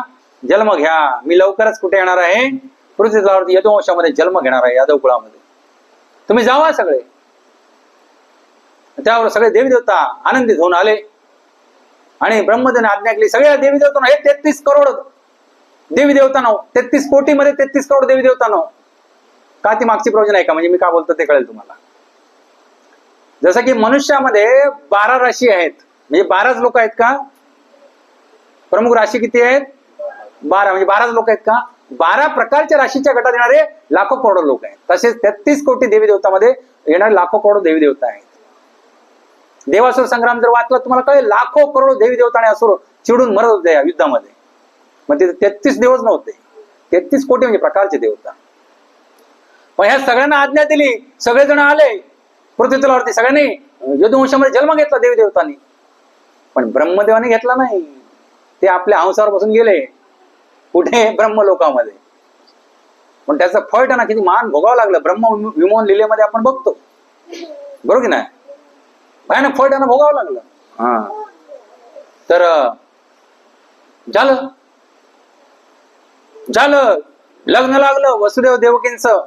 कंसाची बहीण देवकी आणि तो वराड घेऊन निघाला. स्वतः राजा असून सुताचं कार्य करत होता. सूत बनला, सारथी बहिणीच्या रथाचा, आणि घेऊन निघाला तर आकाशवाणी झाले, हे मूर्ख कंसा, तू ज्या बहिणीचा रथ जो हाकतो जेवढ्या आनंदानं, त्या तुझ्या बहिणीचा 8वा गर्भ तुझ्या नाशाचं कारण ठरेल. काय आकाशवाणी झाली? तुझ्या बहिणीचा रथ एवढ्या प्रेमानं हाकतोयस, त्याच बहिणीचा देवकीचा 8वा गर्भ तुझ्या नाशाचं कारण ठरेल. त्याबरोबर कंस हा राक्षस होता. मागच्या प्रमाणे मी डिटेलमध्ये सांगितलं याबद्दल. आज थोडक्यात जाऊया, कारण कृष्ण जन्माष्टमी आहे, पार्श्वभूमी थोडक्यात बघितली पाहिजे. कंस राक्षस होता. राक्षसी वृत्तीचे लोक ना कोणाचे भाऊ असतात, ना कोणाची बहीण असतात, ना कोणाचे बाबा असतात, ना कोणच असतात. राक्षसी वृत्तीचे लोक हे राक्षसच असतात. ते केवळ तुम्ही जोपर्यंत त्यांना त्यांची सेवा करताय, त्यांच्या भल्याचं करताय, तोचपर्यंत ते तुमचे असतात. ज्या बरोबर कंसला कळलं की हे देवकीपासून माझा काय होणार आहे? नाश. त्याबरोबर त्यानं काय केलं? रथ थांबवला, देवकीचे केस पकडले, तलवार उघडली आणि मांडतो आता मुंडक छाटून टाकतो देवकीचं मुंडक छाटून टाकतो. तर मग वसुदेवाने गयावया केला आणि त्याला सगळी पुराण सांगितली की कशाला तू पातक घेतोस? देवकीपासून तुला धोका नाहीये, देवकीच्या 8व्या गर्भापासून धोका आहे, पुत्रापासून धोका आहे. मी वचन देतो. वसुदेव जे प्रख्यात होते वचनपूर्तीसाठी, असं नाही आजच्यासारखं. मी तुला वचन देतो, जे काय मला आपत्ती होईल ते आणून तुला देईल. अशा प्रकारे वसुदेवाने प्रत्येक जन्मलेलं अपत्य आणून दिलं आणि कंसानं ते मागचा पुढचा विचार न करता त्याच देवकी वसुदेवासमोर भिंतीवरच्या काळ्या दगडावर ठार डोकं आपलं ठार मारले. विचार करा, बाळ जन्माला घालायला एका मातेला किती त्रासातनं जावं लागतं, आणि ते कारागृहामध्ये डांबून ठेवलं होतं त्यांना. आणि अशा कारागृहामध्ये ते बाळ जन्माला घालत होते, आणि बाळ जन्म झाल्या वसुदेव त्याला नेऊन कंसाला देत होते. किंवा कंसाचे जे पारेकरी ठेवले होते ते येऊन सांगायचे, न्यूज द्यायचे की आता जन्माला येणार आहे, तुम्ही या चला. टेवट्या वाजलं, त्यानं कंसा सांगून ठेवलं. टेवट्या वाजलं की मला येऊन सांगायचं की हा नराधम यायचा. देवकी म्हणायची, हे दादा, अरे ही माझी बालक आहे, तुला मामा मामा म्हणतील, उद्या काहीतरी दया कर. काय म्हणतील? अरे तुम्हाला सांगतो, माझ्या आयुष्यात कर आणि तुमच्या आयुष्यात मामा भाच्याचं जे रिलेशन असतं ना, त्यासारखं दुनियेत कुठचं रिलेशनच नाही. आहे का दुसरं कुठचं? कोणाकोणाला मामा आहेत? हात वर करा. ज्यांना नाहीत ते अभागी आहेत. आणि ह्याच्या पुढची सगळी पिढी अभागीच राहणार आहे. कारण अरे तुम्ही जन्माला जे लेकरू घालताय त्याला ना मामा राहणार, ना आत्याना राहणार, ना कोण काकांना, कोणच राहणार नाही. विचार करा गांभीर्यानं. अरे किमान 2-3 मुलं तरी जन्माला घाला. अरे ही सगळी नाती तुम्ही ठार मारताय. तुम्ही एक पोरग जन्माला घातलं, तो उद्या त्याचं लग्न झालं, कोणतरी आणेल तो पोरगी कुठनं तरी, त्याचं लग्न झाल्यानंतर त्याचा कान पिळायला कोण येणार? मामा पाहिजे ना, अक्षता धरायला टोपलीवरती. बरं त्याच्या पोरांना कोण असणार आहे? कारण त्याने एकच पुढे जन्माला घातलं. अरे सगळी नाती नष्ट होतील ना. ना आत्ते राहणार कोणाला, ना मामा राहणार, ना काका राहणार, कोणी राहणार नाही. काय मूर्ख तुमचे फक्त ब्रेन वॉश हिंदूंच झालं का? मागच्या ज्या 60-70 वर्षाच्या सरकारने तुमचं फक्त हिंदूंच ब्रेन वॉश केलं. नसबंदी शस्त्रक्रिया तुम्हालाच, आणि ती तुम्ही हसतमुखानं स्वीकारली, विरोध नाही केला. दुसऱ्या धर्माने विरोध केला, सरकार लादू शकलं नाही त्यांना. आमच्या धर्मग्रंथात कुठे लिहिलं नाही. मग सांगा हिंदूंच्या कुठच्या धर्मग्रंथात लिहिलंय तुमची कापून घ्या म्हणून? कुठच्या धर्मग्रंथात लिहिलंय तुमची नस कापून घ्या म्हणून? पोरं जन्माला घालू नका. महाभयानक परिस्थिती इथून पुढे उद्भवणार आहे. आपलं सगळ्यांचं कर्तव्य आहे. गीतेत भगवंत सांगतात, जर तुम्ही तुमच्या पोटी जन्माला येणाऱ्या अपत्यांना भगवान श्रीकृष्णांच्या भक्तीमध्ये लावू शकत नाहीत, म्हणजे ती तुमच्याकडे कॅपॅसिटी नाही, तरच मुलं जन्माला घालू नका. म्हणजे आधी पहिले भक्त बना, मग लग्न करा, घरामध्ये मंदिर बनवा, भगवान सेवा चाकरी करा, आणि पाहिजे थोडी मुलं जन्माला येऊ दे भगवंतांच्या कृपेनं. कारण तुम्ही त्यांना पोचणार नाही आहेत. पालनहार कोण आहेत? भगवान श्रीकृष्ण आहेत पालनहार. हे जाणून घ्या. कोणी तुमच्या मुलांसाठी राहणार नाही पुढे. ना काकांना राहणार, ना आत्यांना राहणार, ना मामा राहणार, ना राखी बांधायला बहीण राहणार. अरे भले तुम्ही रक्षाबंधनला 15 राख्या बांधताय, कोण आहे तुमच्या रक्ताचं तुमच्या हाकेला धावून येणार? सगळे फेसबुकचे फ्रेंड आहेत तुमचे, व्हॉट्सअपचे फ्रेंड आहेत, इंस्टाग्रामचे फ्रेंड आहेत. ज्यावेळेला आपण अडचणी कोणी येत नाहीत आपल्यासोबत. ही वस्तुस्थिती आहे, कोणी येत नसतंय. जसं की मागच्या वेळेला मी सांगितलं तुम्हाला, भगवान जगन्नाथ अनवसर पिरियड मध्ये जातात 15 दिवस, फिवर पास टाइम करतात. तेव्हा त्यांच्यासोबत कोण असतात? त्यांचे स्वतःचे घरातले लोक असतात. कोण शेजारचा येत नाही. तो शेजारची जरी तुमचा फेसबुक फ्रेंड असला तरी येणार नाही तो. तुम्ही तर फ्रेंडशिप करून बसले 7 समुद्राच्या पलीकडे, बरोबर की नाही? फ्रेंडशिप, फॉलोअर्स किती, लाखो फॉलोअर्स. तुम्हाला ताप आला तर कोणतरी एक तरी विश करतोय का तुम्हाला? बाबा जा डॉक्टरकडे जा, गोळ्या औषध घे, खा पी, व्यवस्थित आहार घे. कोणी नाही. हा सगळा भूलभुलैया आहे. कारण आपण दुःखालय महाशाश्वतामध्ये आहोत. सगळं विचित्र आहे सगळं. आणि आशाच्या मागे आपण पळतोय अनादी काळापासून, आणि केवळ दुःख भोगतोय. दुसरं काहीच पदरात पडणार नाही, मी सांगून ठेवतो तुम्हाला. कारण ह्या सगळ्याची अनुभूती भगवंतांच्या आणि प्रभूंच्या कृपेने मी स्वतः घेतली आहे. आणि जे कोणी आज भगवंताची भक्ती करतात त्या सगळ्यांनी घेतली. संत रामदास स्वामी, त्यांना लग्नाच्या बोल्यावर चढल्या कळलं, सावधान म्हटल्यावरती सावधान झाले. अरे लोक सावधान का म्हणतायत? हा एवढा मंगल प्रसंग आहे. Why not they are saying congratulation Ramdasji, तुमचं हार्दिक अभिनंदन, असं का म्हणत नाहीये? ते सावधान का म्हणतात? शुभ मंगल, सावधान. अरे काहीतरी धोका आहे. ते पळाले तिथनं, थूम पळाले आणि समर्थ रामदास झाले. सावधान व्हा. गृहस्थ बनू नका असं आम्ही सांगत नाही. गृहस्थ बना, पण मी सांगितलं आधी भक्ती करा, मग गृहस्थाश्रमात एंट्री करा. ब्रह्मचारी आश्रमामध्ये भक्ती करा. भगवद्गीता काय, रामायण काय, महाभारत काय, भागवत काय हे जाणून घ्या, अभ्यासून घ्या, भक्तीची तत्व शिकून घ्या आध्यात्मिक गुरूंच्या माध्यमातून. प्रामाणिक आणि प्रमाणित गुरु शिष्य परंपरेशी संलग्न व्हा, किंवा नाहीतर मग अशी फसगत होईल. जायचं होतं दिल्लीला, पोचलो कलकत्त्याला. त्यामुळे आध्यात्मिक गुरु आणि गुरु शिष्य परंपरा डोळसपणे निवडली पाहिजे. एकच ठोका सांगतो, जी गुरु शिष्य परंपरा डायरेक्टली तुम्हाला भगवान श्रीकृष्णांच्या सेवेत रत करते 24 तास, तीच गुरु शिष्य परंपरा प्रामाणिक आहे. दुसरी कुठची गुरु शिष्य परंपरा प्रामाणिक नाही. काल एक मराठी ऍक्टरचा व्हिडिओ आला होता. त्यानं काहीतरी दीक्षा घेतली होती कोणाच्या बाबा काय स्वामीकडनं. त्यानं व्हिडिओ पाठवला होता, कुठेतरी आपल्याच ग्रुपवरती वगैरे आला होता. तर त्यानं माईक हातात घेतला सांगितलं, आजपासून मी ह्या स्वामींचा भक्त झालो. अरे स्वामींचा काय भक्त बोलतोयस? भक्त कोणाचं म्हणलं पाहिजे? का तो स्वामींचा भक्त झालो असं म्हटलं? कारण तो ज्या ग्रुपमध्ये बसत होता तो प्रत्येक जण माझ्या हातात घेऊन तेच बोलत होता, आजपासून मी काय झालो, या फलाना स्वामीचा काय झालो, स्वामीचा भक्त होऊन काय होणार? ते स्वामीला सर्दी झाली तर खोकला आवरत नाही, बरोबर नाही? सूल आलं तर ते आवरत नाही, भूक लागली तर भुकेचे आवेग आवरत नाही. तो काय भलं करणार आहे तुमचं? आणि जो खरा प्रामाणिक गुरु असतो, जो भगवंतांच्या लिनेज मध्ये येतो, भगवान श्रीकृष्ण विशिष्ट जीवावरती कृपा करून त्याला पाठवतात, तो कधी असं सांगणार नाही की तुम्ही माझी भक्ती करा, माझे भक्त व्हा म्हणून कधी सांगणार नाही. तो केवळ आणि केवळ तुम्हाला येणं केन प्रकारे भगवान श्रीकृष्ण श्रीरामांच्या सेवेमध्येच लावणार.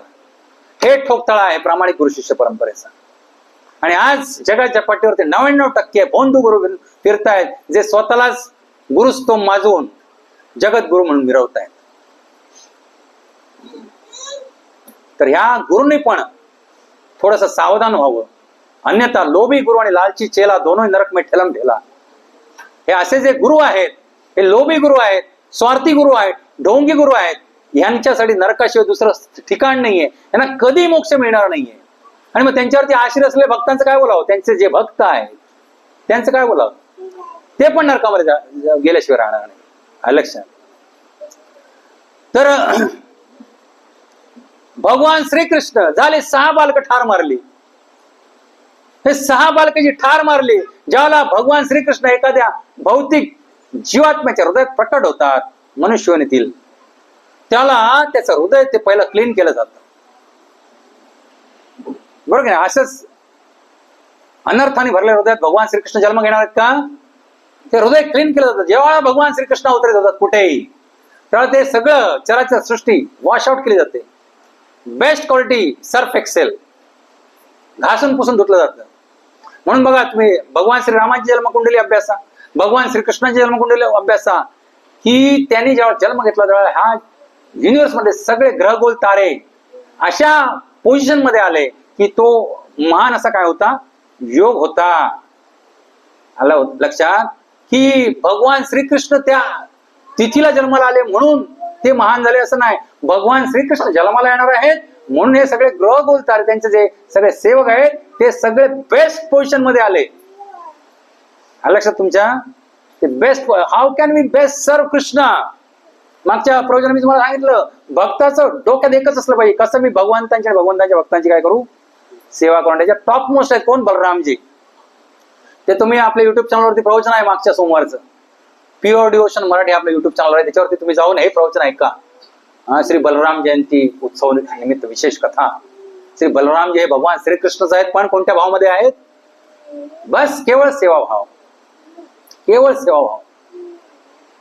कसं मी परमेश्वराला संतुष्ट करू, या सेवाभावामध्ये ते आहेत. तर हे जे 6 बालक ठार मारली गेली, हे 6 षडरिपू आहेत. काम, क्रोध, लोभ, मोह, मद, मत्सर, जे अनादी काळापासून आपलं हृदय ग्रासून टाकलेले आहेत, अनर्थानी ग्रासून टाकलेले आहेत. जोपर्यंत हे नष्ट होत नाही हृदयातनं, तोपर्यंत भगवान श्रीकृष्ण तिथे प्रकट होऊ शकत नाही. काम म्हणजे अनेक प्रकारचे काम आपल्याला, मला हे पाहिजे, मला ते पाहिजे, ते पाहिजे, ते पाहिजे. मग ते पूर्ण नाही झाले की आपला राग येतो, मग मोह उत्पन्न होतो, लोभ होतो, दुसऱ्याचं पाहिजे ते पण मला पाहिजे, ईर्ष्या उत्पन्न होते, मत्सर, हे दावे, अहंकार येतो. हे सगळे अनर्थ आहेत. बाबू तू मम्मीकडे जा. हरे कृष्णा कृष्णा कृष्णा हरे हरे, हरे राम राम राम हरे हरे. तर हे 6 पुत्र ठार मारले गेले. हे कोण होते?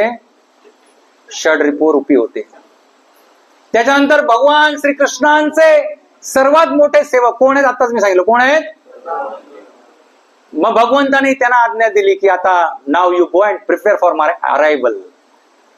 बरोबर, आता भगवान श्रीकृष्ण येणार आहेत ना, मग त्यांचं अरायवल होणार आहे, त्याच्यासाठी प्रिपरेशन करायला पाहिजे. जसं की आपल्याकडे समजा फॉरेनचे राष्ट्राध्यक्ष येणार असले अमेरिकेचे, तर भारतामध्ये आपण खूप काय करतो? जय्यत तयारी करतो की नाही? तसं बलरामजींना आदेश केला भगवंताने, तुम्ही आता जा आणि मी येणार त्याची पूर्वतयारी करा, मी लवकरच येणार आहे.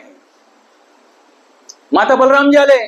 जसे बलरामजी आले देवकीच्या गर्भामध्ये, देवकीच्या जीवनामध्ये नव चैतन्य आलं. देवकी सुंदर दिसू लागले.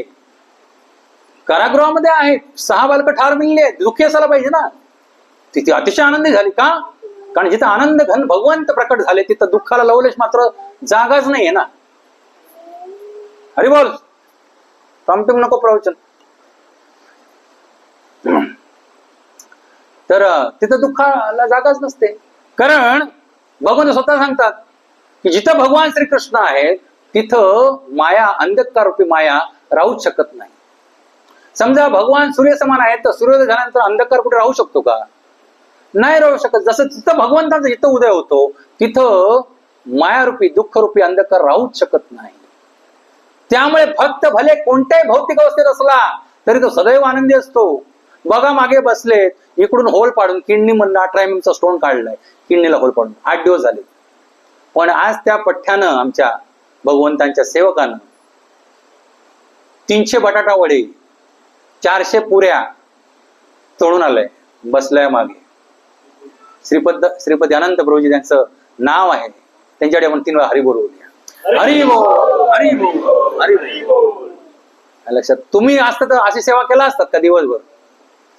हा, केला असतात? नाही केला असतं. स्टेंट टाकलेला आहे त्यांना किडनीमध्ये. स्टेंटमुळे इरिटेशन होतं, सारखं युरिनेशनला जावं वाटतं, बर्निंग मिक्चुरेशन होतं, जळजळ होते लघवी करायला, ताप पण येऊ शकतो. त्यात आणखी आमच्या बाबांना सिव्हिअर ब्लड प्रेशर आणि सिव्हिअर डायबिटीस पण आहे. हा, सिव्हिअर, सगळं सिव्हिअरच आहे. हा, मग असं सिव्हिअर असलं की भगवान भक्ती पण सिव्हिअर होते बरं का. ना आमच्या आयुष्यात अशी भौतिक कल्मशा सिव्हिअरली आली. हा, मग सिव्हिअरली भौतिक कल्मशा आली. मी जे बोलतोय ज्यांना कळतंय त्यांच्या मुखावरती स्मितहास्य आहे, बरोबर की नाही? ज्यांच्या जीवनामध्ये सिव्हिअर कल्मशा आली ते भक्तीमध्ये अजून सिव्हिअर दृढपणे भक्ती करायला लागतात. आणि मग एकदा भक्तीमध्ये लागलो आपण की मग ही कल्मश आपल्याला छट ही जडकी पत्ती, काही वाटत नाही. भक्ताच्या जीवनात दुःख असतात, अरे पण त्या भक्ताच्या जीवनात दुःख किती आली तरी त्याला काहीच वाटत नाही, तसं काहीच वाटत नाही. जसं की प्रल्हाद महाराजांचं उदाहरण आहे. स्वतःच्या पित्यानं त्यांना छळलं मरेपर्यंत, पण प्रल्हाद महाराज टसकिमच झाले नाहीत. बोलो नारायण नारायण हरी हरी बोलो नारायण नारायण हरी हरी बोलो नारायण नारायण हरी हरी श्रीमन नारायण नारायण हरी हरी. एवढ्या मृत्यूचे प्रसंग आले पण 1 इंच पाऊल मागे घेतलं नाहीये, कारण भगवंतांवरती थोडा विश्वास होता की मी ज्याचं उच्चारण करतोय तो भगवंत मला तारण्यासाठी कोणत्या रूपामध्ये येणार. आणि त्यांनी तशी आज्ञा पण केली नाही, भगवंताला प्रार्थना पण केली, हे भगवंता मी एवढ्या दुःखात जातोय, मला वाचव. नाही, कारण ह्याच्या पलीकडे असते मुक्तावस्था. आणि जो भक्त असतो तो जिवंतपणे ही मुक्तावस्था अनुभवू शकतो, त्याला मरायची गरज नाहीये. तुम्ही विचार करा, या प्रकृतीचा कोणतंही ना सुख ना दुःख तुम्हाला जर टच करून तुमचं चित्त विचलित करू शकत नसेल तर अशी स्थिती तुम्ही तुमच्या डोळ्यासमोर आणा की तुम्ही कोणत्या अवस्थेत असणार आहात. इथलं सुख, भौतिक सुख की इथलं भौतिक दुःख तुम्हाला टच करू शकत नाही तुमच्या अंतरात्म्याला, तर तुम्ही कोणत्या अवस्थेमध्ये असाल. आणि त्याच क्षणी तुम्ही तुमच्या अंतरंगामध्ये भक्तीमुळे, भगवान श्रीकृष्णाच्या भक्तीमध्ये काय अनुभवताय? ब्लिस अनुभवताय. ब्लिस म्हणजे दिव्यानंद, जो इथं भौतिक जगतात मिळत नाही. दिव्यानंद, परमानंद. एका क्षणी इथली भौतिक जगतातली सुख दुःख जी क्षणिक आहेत आणि केवळ त्रास देणारी आहेत ती तुम्हाला टच करू शकत नाही. आणि त्या क्षणी तुम्ही हृदयामध्ये भगवान श्रीकृष्णांच्या प्रेमामध्ये दिव्यानंद अनुभवताय. तुमच्यासारखा मान मुक्तात्मा कोण दुसरा असू शकेल? मग तुम्ही जीवनाच्या कोणत्याही स्थितीमध्ये असा. पितामह भीष्मदेव शरीरावर पडले होते, त्यांच्या शरीरामध्ये एवढे बाण घुसले होते, रक्तबंबाळ झाले होते की दुसरा बाण मारायला जागा नव्हती अर्जुनाला. एवढे हजारो बाण पियर्स केले होते. आणि अशा अवस्थेत त्यांनी भागवतमचं प्रवचन केलं.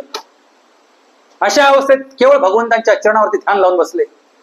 श्रील प्रभुपाद एवढ्या म्हातारपणात गेले, अंत समयी त्यांचा जेव्हा अंत आला तेव्हा वृंदांमध्ये होते, तर तरी डिक्टाफोनवरती रात्री 1 वाजेपर्यंत, पहाटे त्यांचा मृत्यू झाला, रात्री 1 वाजेपर्यंत भागवतमचं निरूपण करत होते आपल्या लोकांसाठी. आणि तेव्हा त्यांनी शिष्याला सांगितलं की पहा, मी जे तुम्हाला सांगत होतो की मी हा देह नसून कोण आहे? आत्मा आहे, हे सिद्ध होतं. तुम्ही सगळे देह नसून कोण आहात? आत्मा आहात. आणि आत्मा रूपामध्ये आपण, मूळ रूपामध्ये आपण सच्चित आनंद रूपी आहोत. आपल्याला दुःख भोगण्याचं गरजच नाहीये. फक्त ह्या भौतिक देहाची आणि मनारूपी अहंकार, मन बुद्धी आणि अहंकार ह्याचे आवरण जर ज्यावेळेला आपण भक्तीद्वारे झटकून देऊ त्याला आपलं खरं स्वरूप आपण एन्जॉय करू शकू. प्रभुपाद मृत्यूशय्येवरती आहेत, पण तरी पण जगाच्या कल्याणाचा विचार करतायत. भागवत जे संस्कृत मध्ये क्लिष्ट आहे, न समजणार काय, ते डिक्टाफोन घेऊन ते ट्रान्सक्रिप्ट करतायत. आणि त्याच पहाटे त्यांचा मृत्यू झाला. म्हणजे नित्य लीला प्रविष्ट झाले, भगवत धामात केली. पण त्यांना ठाम खात्री होती. त्यांना लोक प्रश्न विचारायचे, प्रभुपाद तुम्ही कृष्णाला पाहिलंय का? मी म्हणाले हो, मी कृष्णाला पाहिलंय. ज्याला अलाहाबाद मध्ये गौडीय मठामध्ये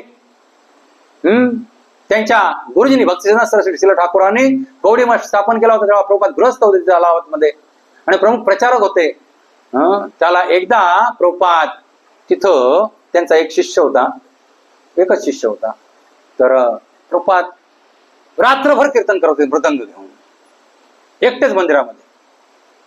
आणि मग तो शिष्य तिथं आला येणकेन प्रकारे. त्यानं पाहिलं की प्रभुपादांच्या गळ्यामध्ये वृंदावनमध्ये जे कदंब वृक्ष आहेत त्याची टपोऱ्या फुलांची माळ आहे, आणि आपण आहोत सध्या अलाहाबाद मध्ये जिथे कदंबाचे वृक्षच नाहीये. त्यानं प्रश्न केला, प्रभुपाद तुम्हाला ही माळ कोणी घातली? म्हणजे साक्षात नारद मुनी आले होते, त्यांनी मला माळ घातली. सिंपल, हा सिंपल. म्हणजे त्यांना गर्व नाही, अहंकार नाही, काय नाही. ते सरळ असं म्हातारी माणसं काही सत्य बोलून टाकतात, लहान मुलं काही सत्य बोलून टाकतात लगेच, तसं सिंपल बोलून टाकतात. स्वतः नारद मुनी आले, त्यांनी मला ही माळ गळ्यात घातली. नारद मुनी ज्याला टच करतात त्याच्यामध्ये एक्स्टसी कसली तुम्हाला माहिती आहे ना. नारद मुनी ज्याला टच केलं, भगवान शंकरांना कणभर दिला महाप्रसाद नखातला काढून, घे म्हटले. आणि भगवान शंकर काय झाले? पागल झाले कृष्ण प्रेमामध्ये, अवेळी तांडव नृत्य करायला लागले आणि सगळं पृथ्वी डोलायमान व्हायला लागली, चराचर कापायला लागले. पार्वती देवी आली, अरे नाथ काय चाललंय हे अवेळी? आता नाही, प्रलय आला नाही, तुम्ही का नाचताय? असे माझ्या प्रजेची थोडी तरी काळजी बाळगा, कारण मी जगदंबा आहे, तुम्हाला देह देणारी पार्वती आहे, माझी थोडी तरी काळजी बाळगा. तर तुम्ही हे काय करताय? तर म्हणाले काय सांगू तुला, हे नारद मुनी आले साक्षात वैकुंठात गोरखधाम मधनं, आणि साक्षात त्यांनी भगवान श्रीकृष्ण प्रसाद आणला होता, आणि मला ते भेटले आणि त्याने मला कणभर प्रसाद दिला. आणि तो खाल्ल्यानंतर असे माझ्यामध्ये अष्टसात्विक भाव आले की मी आता थांबूच शकत नाही. नृत्यगान भगवंतांच्या सेवेसाठी प्रत्येक नाथ तुम्ही, मी तुमची अर्धांगिनी आहे. आणि आपण नेहमी काय करता, काही मिळालं तर मला शेअर करून खाता, तर मला ठेवलाय की नाही त्या कणभरातला अर्धा कप, त्याबरोबर तो वाढीत म्हणलं भगवान बापरे. तांडव नृत्य थांबलं. मला Parvati sorry, forgive me this time, ह्या वेळेला मला क्षमा कर. आणि मी एवढा आधीर झालो होतो भगवान महाप्रसाद खायला, त्यांच्या चरणामृत प्यायला, जो विचारच केला नाही. त्यावर पार्वती क्रोधायमान झाली आणि ती आगीच्या ज्वाळा लोटायला लागली. हे तांडव करून मारणार, ही आगीच्या ज्वाळा लोटून मारायला लागली. त्यावर सगळं चराचर घाबर झालं, सगळीकडे हीट वाढली, दागता सगळीकडे.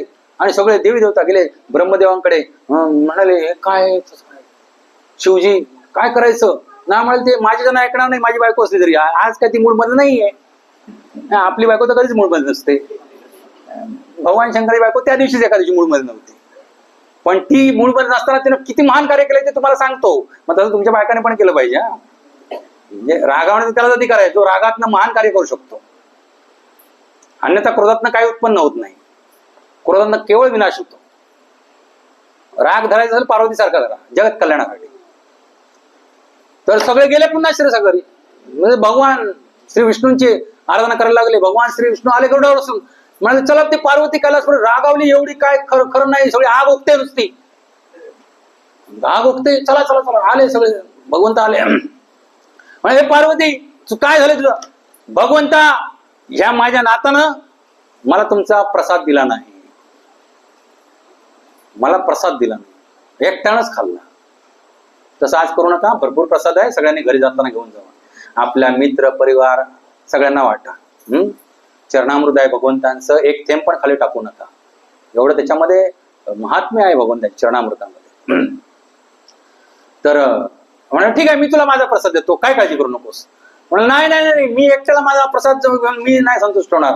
आज बघा, ह्या एकट्याला बाबाला प्रसाद मिळाला, हा एकटा खाऊन संतोष, पण मी तशी संतोष. माझी पिलगी खूप मोठी आहे, पिलावळ म्हणतो ना आपण, मायेचे बघतो ना सगळे, बाय माये पाव, घराणा घालताय तुका, माझा कुटुंब बाळ पोरा सगळी काही सुखान राहू देत, प्रपंच धंदा पैसा अडका, नोकरी चाकरी सगळं भरपूर होऊ देत, इस्टेट भरपूर होऊ दे, बाय पाव.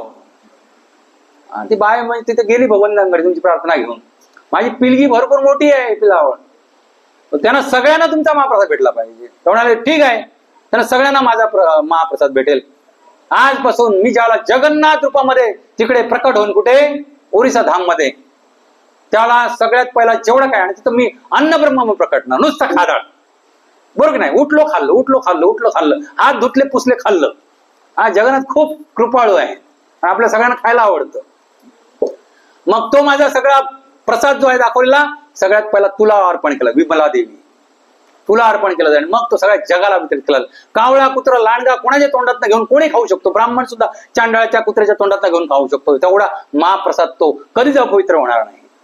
आणि जर तुम्ही म्हणलात ना शी थोबाडी वाजवत तिथले पांडा लोक तुमच्या, पण कधीच जर चुकून जगन्नाथ गेलात ना आनंद बाजारला आणि ते तिथं असं असं करून खिरमाट करून तुम्हाला असं भरवणार, कोणते असंच येणार तुम्हाला मागण्या घालणार तोंडात. तुम्ही जर शी केला तर थोबाडीत वाजवणार, कारण भगवंता महाप्रसाद कधी शी होत नाही. हा लक्षात ना, मी सांगून टाकतो तुम्हाला. कधी धामदर्शन यात्रेला गेला तर भगवंतांच्या महाप्रसाद खूप महान महिमा आहे. आणि मग भगवंत म्हणाले ठीक आहे तथाच तू. मग पार्वती देवी शांत झाली. असा ज्या भगवंतांच्या प्रसादाचा महिमा आहे ते कशाला इथले चिरकुट भोग भोगायला येतील जन्म घ्यायला इकडे. चिरकुट भोग भोगायला आपण आलोय. चिरकुट हा मालवणी शब्द आहे, पण माहित नसेल तर मी सांगतो अर्थ. चिरकुट म्हणजे शुल्लक, तुच्छ.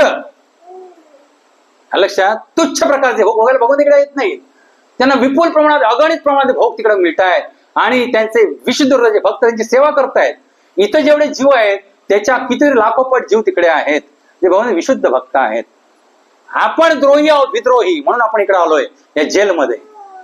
हे जेल आहे भौतिक जगत. या जेलमध्ये आपण का आलोय? आणि आपण विद्रोह केला भगवंतांच्या चरणी आणि म्हणून आपण इकडे आलोय. आणि मग भगवंतांना दया येते, अरे ह्या दुःखामध्ये माझे लेकर पडलेत, मग मला जाऊ दे पृथ्वी तलावरती. मग भगवंत म्हणतात काय, यदा यदा हि धर्मस्य ग्लानिर्भवति भारत अभ्युत्थानम् अधर्मस्य तदात्मानं सृजाम्यहं धर्म संस्थापनार्थाय संभवामि युगे युगे परित्राणाय साधूनां विनाशाय च दुष्कृतां धर्म संस्थापनार्थाय संभवामि युगे युगे.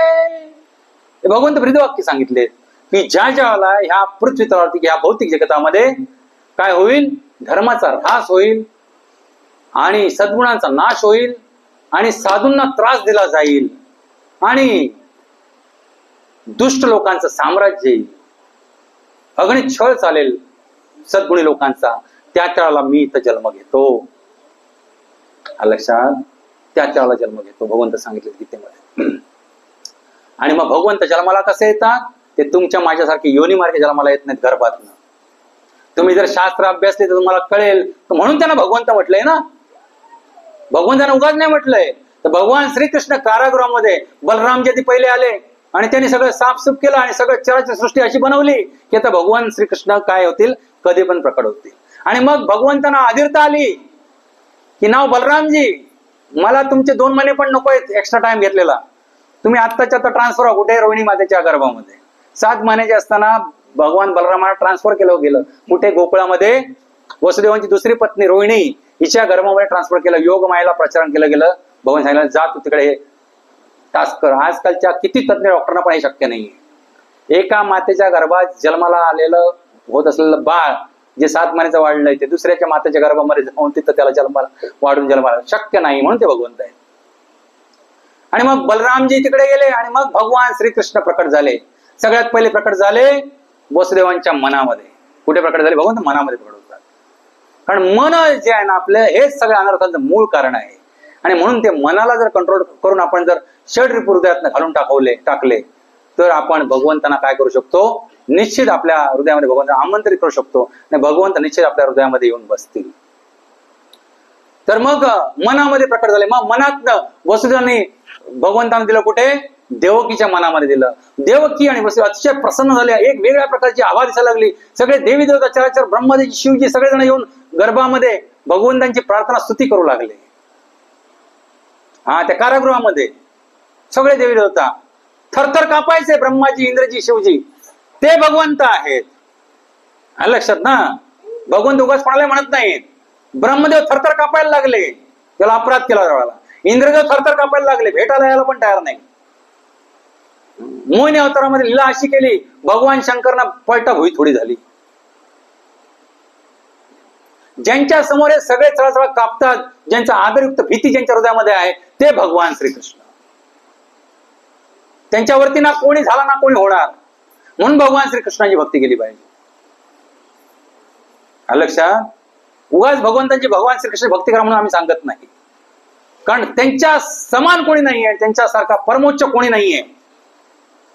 असे भगवान श्रीकृष्ण चतुर्भुज नारायण रूपामध्ये प्रकट झाले. कुठे?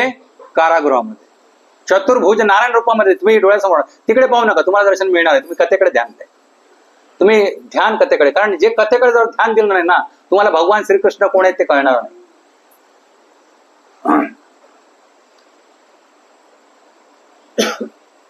तर कोणत्या रूपामध्ये प्रकट झाले? चतुर्भुज नारायण रूपामध्ये. दिसतंय तुम्हाला सगळ्यांना फोटो? हा सगळ्यांना दिसतोय? हा मथुरेतील कारागृहातला फोटो आहे, जिथे इथे खाली बसलेले आहेत वसुदेव आणि देवकी, आणि इथे कोण आहेत? भगवान श्रीकृष्ण चतुर्भुज नारायण रूपामध्ये, पितांबर लिहिलेले, गदा, चक्र, पद्म, शंख धारण केलेले, मोर मुकुट परिधान केलेले, गळी वैजयंतीमाळा, कौस्तुभमणी, मकराकार कुंडले धारण केलेले, ह्या रूपामध्ये प्रकट झाले. कुठे? कारागृहामध्ये. योनीतनं जन्माला नाही, बालकाच्या रूपामध्ये. आणि त्याबरोबर जसे भगवान प्रकट झाले तसे वसुदेव देवकी खाली बसले, आणि त्यांना माहितीच होतं की 8वा गर्भ भगवंत स्वतः येणार आहेत. तर ते त्यांची स्तुती करू लागले मोडक्या तोडक्या शब्दामध्ये. पण म्हणाले, भगवंत, आम्ही प्रार्थना केली होती अनेक जन्म की तुम्ही आम्हाला पुत्र रूपामध्ये मिळावं, तर तुमचं आम्ही पुत्र वात्सल्य भावामध्ये तुमचं आम्ही कसं काय लालन पालन करणार? बरोबर नाही? समजा तुमच्या समोर भगवान श्रीकृष्ण प्रकटले, तर तुम्ही त्यांना हे आलेले सोन्याला सोन्याला असं करणार का? नाही करणार ना. मग त्याला भगवान श्रीकृष्ण काय केलं? बाळ गोपाळ रूप धारण केलं मात्या पित्यांच्या समोरच. आणि बाळ गोपाळ रूप धारण करून थांबले नाहीत, आज्ञा केली, हे पिताश्री, मला आत्ताच्या आत्ता उचला, टोपलीत भरा आणि कुठे नेऊन सोडा? यमुनेच्या पैलतीरी गोकुळामध्ये नंदबाबांच्या घरी यशोदामाईच्या कुशीत नेऊन ठेवा, आणि तिथे एक कन्या जन्माला आलेली असेल तिला इकडे घेऊन या. धोधो पाऊस पडत होता, यमुनेला दुथडी भरून काय आला होता? महापूर आला होता. आणि रात्री 12ची वेळ भगवान श्रीकृष्णांची.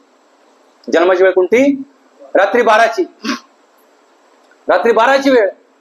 आणि विचार करा, त्यावेळेला तुम्हाला कोणी सांगितलं? त्यावेळेला कोणी सांगितलं? बसा ना प्रभू, जागा आहे बघा, हरी बोल, थोडी बाजूला व्हा. रात्री 12 वाजता तुम्हाला कोणी सांगितलं की काय करायचंय? बालक टोपलीवर घ्यायचंय आणि भरलेल्या अर्जुनानं दिसतं, यमुना तर ह्याच्यापेक्षा किती मोठं, अर्जुनानं पलीकडे जायचंय, कोंडी तळला नेऊन बालक डिलिव्हरी करून यायचंय. नावडी नाही, काय नाही, काय लाईट नाही, दिवाबत्ती नाही, काय नाही, जाल तुम्ही. हा, मग भगवंत कोणाच्या पोटी जन्माला येत नाहीत ना. लक्षात ना. भगवंत जन्माला येण्यासाठी जन्मोजन्मी आम्ही बहुपुण्य केले, तेव्हा या विठ्ठले कृपा केली. लक्षात ना. भगवंत भक्त बनण्यासाठी पुन्हा अनंत जन्माची पुण्य लागते, त्यावेळेला भगवंत भक्ती मिळते, नाही तर नाही मिळत भक्ती. त्यामुळे आज जर तुम्ही इथं हे शिकून गेलात की मला आज जीवन हा मरेपर्यंत मला काय करायचंय? केवळ आणि केवळ कृष्ण भक्ती करायची आहे, तेवढं जरी केलं तरी आमचं सगळ्यांचाही परिश्रम सार्थकी लागले असे मी समजेन. भगवान श्रीकृष्णाने आज्ञा केली, मला गोकुळात सोड. काळे होता निवेदन करता बाहेर बेड्या होत्या, वसुदेव विचार नाही केला, म्हणा तू बस फॉलो माय ऑर्डर्स. तसं आपण आध्यात्मिक गुरूंच्या ऑर्डर्स फॉलो केल्या पाहिजेत, किंतु परंतु नाही करायला पाहिजे. 16 माळ जप करायला 16 माळ जप केला पाहिजे. 17 केलं काही बिघडत नाही, पण 15 नाही करायचे, 16 करा. 4 नियमांचं पालन करायला सांगितलं, 4 नियमांचं पालन केलं पाहिजे. कांदा लसूण सोडा म्हणून सांगितलं, कांदा लसूण सोडलं पाहिजे. चहा कॉफी सोडलं पाहिजे, नशामध्ये सोडलं पाहिजे, सोडलं पाहिजे. आपल्याला नरकगामी बनायचं नाहीये, आपल्याला भगवत धामात जायचंय की जिथं कुठं दुःखच नाहीये त्या. म्हणून त्याला वैकुंठ म्हणतात. वय म्हणजे नाही आणि कुंठ म्हणजे जिथं तणाव, कुंठन खाणा म्हणतो ना आपण, जो अंधकारमय असतो. हे आपण अंधकारमय जगतामध्ये आहोत, स्ट्रेस तणावामध्ये जगतोय आपण दिवस रात्र. या अशा तणाव भऱ्या जीवनामध्ये जगण्यापेक्षा वैकुंठात गेलेलं निश्चितच चांगलं आहे. पण वैकुंठात असंच जाता येत नाही ना. वैकुंठात जाण्यासाठी काहीतरी तपश्चर्या करायला पाहिजे, म्हणून त्या वैकुंठात जाण्याचा आपला ध्यास लागला पाहिजे. आणि जर आपण भगवान श्रीकृष्णांची भक्ती केली, का करायची भगवान श्रीकृष्णांची भक्ती? कारण इथं अर्जुन भगवंतांची स्तुती करतोय. काय स्तुती करतोय पाहूया गीतेमध्ये. अर्जुन वाच परम ब्रह्म परम धामम पवित्रम परमं भवान पुरुषम शाश्वतम दिव्यम आदिदेवम अजम विभूम. किती सुंदर स्तुती केली आहे. एका श्लोकामध्ये भगवंत कोण आहेत हे अर्जुन सांगतात आपल्याला. की अर्जुन म्हणाला, हे भगवान, तुम्हीच पुरुषोत्तम भगवान आहात, तुम्हीच परमधाम आहात, तुम्हीच परम पवित्र आहात, तुम्हीच परम सत्य आहात, तुम्ही शाश्वत आहात, तुम्ही दिव्य आहात, तुम्ही आदिपुरुष आहात, तुम्ही अजन्म आहात, तुम्ही विभू म्हणजे महान आहात. नारद, असित, देवल, व्यास यासारख्या महर्षींनी तुमच्याबद्दल या सत्याला पुष्टी दिली आहे. आणि आता स्वतः तुम्ही मला तेच सांगत आहात. ते असंच सांगत नाहीये की या सगळ्या ऋषीमुनी, थोर महान ऋषीमुनींनी याची पुष्टी केलेली आहे की परम पुरुषोत्तम कोण आहेत? भगवान श्रीकृष्ण. आणि म्हणून आपण भक्ती केली पाहिजे त्यांची. लक्षात. आणि म्हणून आपण काय केली पाहिजे? भक्ती केली पाहिजे. भक्ती करण्याला दुसरा कोणताही पर्याय नाही. तर भगवंताचा जन्म झाला, याच्यातली डिटेल कथा मी सावंतवाडीत सांगेन मंगळवारी.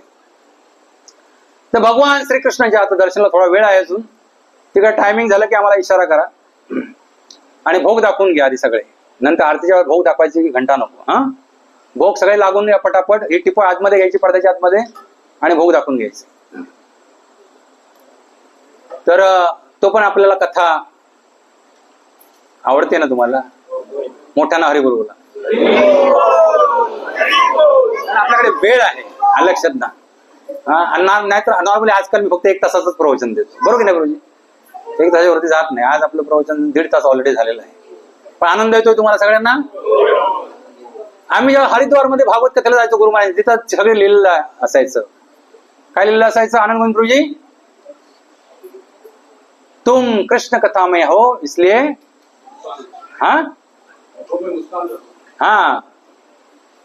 तुम्ही आनंदित व्हा कारण तुम्ही कृष्ण कथेमध्ये बसलेले आहात.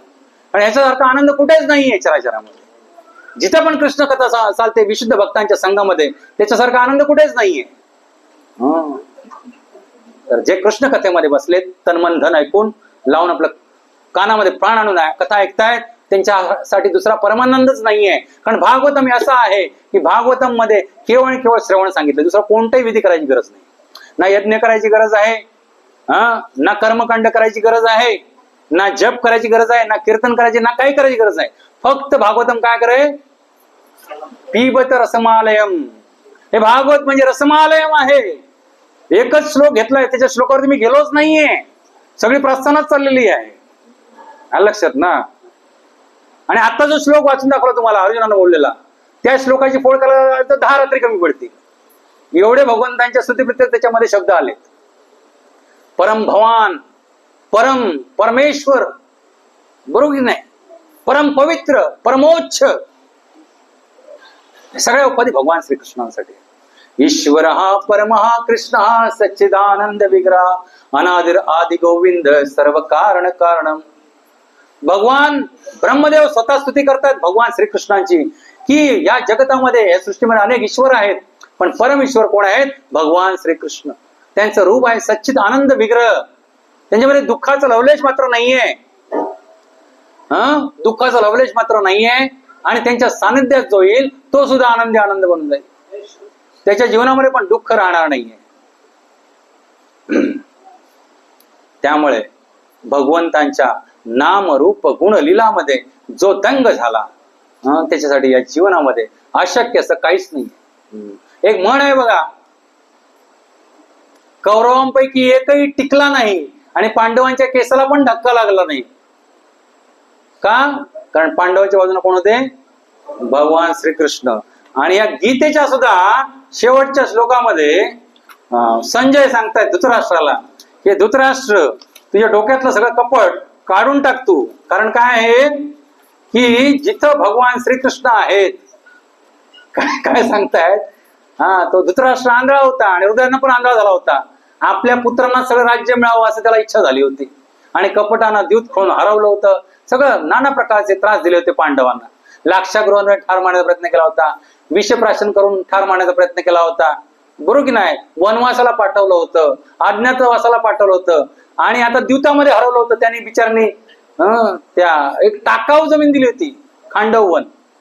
तिथं जाऊन पांडवांनी काय केलं होतं? इंद्रप्रस्थ राज्य बनवलं होतं. तर ते पण जिंकून घेतलं दूतानं, कपटाद्वारे. तुम्हाला असे कसे पांडव दूत खेळे? तर ते क्षत्रिय धर्माचं पालन करत होते. क्षत्रिय धर्मामध्ये जर कोणी दुसऱ्या राजाने आपल्या दूत खेळायला बोलवलं तर ते युद्ध समानच असतं, बुद्धिबळाचा खेळ असतो, नाही म्हणू शकत नाही. आणि दुसरी गोष्ट, भगवंतांची इच्छा होती. कारण जोपर्यंत भगवंतांच्या भक्तांवरती दुराचार अत्याचार वाढत नाही तोपर्यंत भगवान श्रीकृष्ण प्रकट होत नाही. आणि भगवान त्याच्यासाठी सांगितलं, मी कधी उतरतो परित्राणाय साधूनाम, माझ्या विशुद्ध भक्तांचा संहार जे लोक करतात, जे त्यांना त्रास देतात त्यांचा नाश करण्यासाठी मिळतो, विनाशाचे दुष्कृता. आणि म्हणून अशा लीला भगवंताने घडवल्या. आणि मग धृतराष्ट्र आस लावून बसला होता की माझ्या कौरवांना राज्य भेटेल. तर संजय सांगतोय बघा, यत्र योगेश्वर कृष्णो यत्र पार्थो धनुर्धरा तत्र श्रीर विजय भूतिर ध्रुवा नीतिर्मतिर्मम. आता या श्लोकाची थोडक्यात फोड करतो मी, म्हणजे तुम्हाला कळेल भगवान श्रीकृष्णांची भक्ती करण्यामध्ये काहीच तोटा नाहीये. कारण आपण नेहमी सगळं फायदा तोट्याचा भोगतो ना. आपलं काय असतं, नेहमी व्यवहार असतो, माझा काय लाभ होईल, फायदा होईल, फायदाच फायदा आहे कृष्ण भक्तीमध्ये. आणि हे स्वतः भगवंतांच्या गीतेमधला श्लोक आहे, 18 अध्याय 78 श्लोक. काय सांगतात, यत्र योगेश्वर कृष्णो, जिथे योगेश्वर सगळ्या योग्यांचे स्वामी भगवान श्रीकृष्ण उपस्थित आहेत, यत्र पार्थो धनुर्धर, आणि तिथे त्यांचा अर्जुनासारखा निस्सिम भक्त उपस्थित आहे, तत्र श्री विजयो भूतिर ध्रुवा नीतिर्मतिर मम, तिथेच काय वास करणार, तत्र श्री म्हणजे संपत्ती, सगळ्या समस्त प्रकारचा ऐश्वर तिथे वास करणार. विजय म्हणजे तिथं कधीच पराजय येणार नाही. पुढे काय सांगतायत, भूती ही असामान्य सामर्थ्य अशा ठिकाणी वास करणार. ध्रुवा म्हणजे आढळ असं वास करणार, क्षणभंगूर नाही, तत्कालिक नाही. जसं भगवान शंकर वरदान देतात, रावणाला दिला वर, दशानन हो, अमर हो मागायला गेला पण अमर नाही म्हणाले, बरोबर नाही, अमर नाही. ब्रह्मदेव भगवान शंकर लगेच संतुष्ट होतात, पण त्यांनी वर दिलेले क्षणिक असतात, काय नाहीयेत, ध्रुव नाहीयेत. ध्रुव म्हणजे आढळ. कारण रावणाला जेव्हा भगवान श्रीरामाने ठार मारायला युद्धभूमीवर आले तेव्हा पार्वती आणि भगवान शंकर ढगांच्या आडून पाहत होते युद्धभूमीवर. पार्वती म्हणते, नाथ तुमचा भक्त आहे, जाऊन त्याचं रक्षण करा. म्हणले, मी ज्यांचा भक्त आहे ना ते तिथं युद्धभूमीवरती आहेत. ज्यांचा भक्त मी आहे अनादी काळापासून, तू काय समजलेस, मी ध्यान लावून कोणाचा जप करतो, मी केवळ रामनामाचा जप करतो. तुम्ही काढा शिवलीला पुराण वाचून काढा, भागवतम वाचा, कोणताही शिवलीला अमृत वाचा. भगवान शंकर हजारो वर्षे तटस्थ ध्यान मुद्रे बसून मध्ये बसून केवळ रामनामाचा जप करत असतात. लक्षात. तर जे माझ्या आराध्य तिथे आहेत, त्यांचा मी भक्त आहे. कुठं तू घेऊन बसली रावणाचं, त्याच्या कर्माने त्याला मरू दे तिकडे. त्यामुळे ह्या इथल्या देवी देवता तुम्हाला किती वरदान दिल्या तरी ते वरदान क्षणिक असतंय, चिरकाळ टिकणार नसतंय. स्वाती, भोग प्रार्थना म्हणून घ्या, आणि ते झालं की मला सांगा. ठीक आहे. तर काय सांगतात बघा, इथे स्वतः भगवान श्रीकृष्ण सांगतायत की जिथे भगवान श्रीकृष्ण आहेत आणि त्यांचा निस्सिम भक्त अर्जुनासारखा निस्सिम भक्त आहे, तिथेच काय समस्त ऐश्वर्य आहे, तिथेच विजय आहे, तिथेच सर्व सामर्थ्य आहे. आणि हे ध्रुव स्वरूपामध्ये आहे, अढळ स्वरूपामध्ये आहे. आणि पुढे काय सांगतायत, नीतिर्मतिर मम, तिथेच विशुद्ध नीती आहे. हे सगळ्यात महत्वाचं. बाकी सगळ्या देवी देवता तुम्हाला वरदान देतील, पण त्यांचं वरदान कसं असतं ना, मी एक छोटीशी गोष्ट तुम्हाला सांगेन. जसं की भगवान शंकरांनी रावणाला वरदान दिलं, ब्रह्मदेवाने हिरण्यकश्यपूला वरदान दिलं, पण हे दोघंही ठार झाले भगवान विष्णूंच्या हातातनं. त्यांची वरदान वाचू शकले नाहीत. आणि मग भगवान श्रीकृष्णांची कानउघडणी केली चौघांची. चांगली वरदान देता जरा विचार करत लावा. जेव्हा मला कितीतरी काहीतरी गोष्टी विचार कराव्या लागतात अशा नाश करण्यासाठी, बरोबर की नाही. जसं नरसिंह लीलेमध्ये हिरण्यकश्यपूला वरदान प्राप्त होतं की ना तुझा दिवसा मृत्यू होणार, ना तुझा रात्री मृत्यू होणार, ना तुझा पशुकडून मृत्यू होणार, ना तुझा नराकडनं म्हणजे मानवाकडनं मृत्यू होणार, ना तुझ्या घरात मृत्यू होणार, ना तुझा बाहेर मृत्यू होणार, ना तुझा जमिनीवरती मृत्यू होणार, ना तुझा आकाशात मृत्यू होणार, ना पशुकडून मृत्यू होणार, ना पशु पक्षाकडनं मृत्यू होणार. अरे मृत्यू होणार कोणाकडनं? असा असुर बनला बलशाली आणि अखंड तांडव माझा लागला धरणीवरती. भगवंतांना डोकं खाजवायची गरज नसते. त्यांनी लगेच लीला धारण केली. कोणती? नरसिंह भगवंत बनले. ना नर ना पशु, नरसिंह बनले. ना अस्त्र ना शस्त्र ना पण होता. मग भगवंताने काय केलं? नख्या ना अस्त्र आहेत ना शस्त्र आहेत. कारण नख हे ऍक्च्युअल निर्जीव भाग आहे आणि सजीव पण आहे. बरोबर ना? सजीव नसतं वाढलं नसतं ना, पण आपण कट करतो कटणं आहे का? होत नाही, म्हणजे निर्जीव आहे. बघा भगवान किती डोकं लावलं. नख्याने पोट फाडलं, मग दिवसानं रात्री कातरवेला तिन्ही सांजेला घरात ना बाहेर उमऱ्यावरती पोट फाडलं. उमऱ्यावरती हात तुम्ही तर काय तुम्ही घरात आहात? नाही, तुम्ही उमऱ्यावरती बाहेर आहात, तुम्ही उमऱ्यावरती आहात. बरोबर की नाही? उमऱ्यावरती घेतलं, पोट फाडलं, ना जमिनीवर ना आकाशात. मग आता काय करायचं? काय तुमच्या डोक्यात काय येतंय? कसं घेतलं? मांडीवर घेतलं आणि मांडीवरनं त्याचा एक पाय जमिनीला टच करत होता. मी धड जमिनीवरती ना आकाशात होता. आलं लक्षात ना? असं म्हणलं, हे ब्रह्मदेव तुला कळतं की नाही? कसले वर देता तुम्ही? काय तुम्हाला ऑथॉरिटी दिली, काय पण वर द्याल? जरा विचार करा, त्याची पार्श्वभूमी विचारा. तो कोणत्या मागच्या प्रारब्ध घेऊन आलाय जन्माला, त्याचा विचार करा. तर भगवान श्रीकृष्ण आणि देवी देवता याच्यातला फरक सांगतो तुम्हाला. एक तुमचं लहान बालक आहे समजा 8 वर्षाचं आणि आलं तुमच्याकडे, बाबा मला 10 रुपये द्या. बरोबर नाही? बाबा मला काय म्हणाले? 10 रुपये द्या.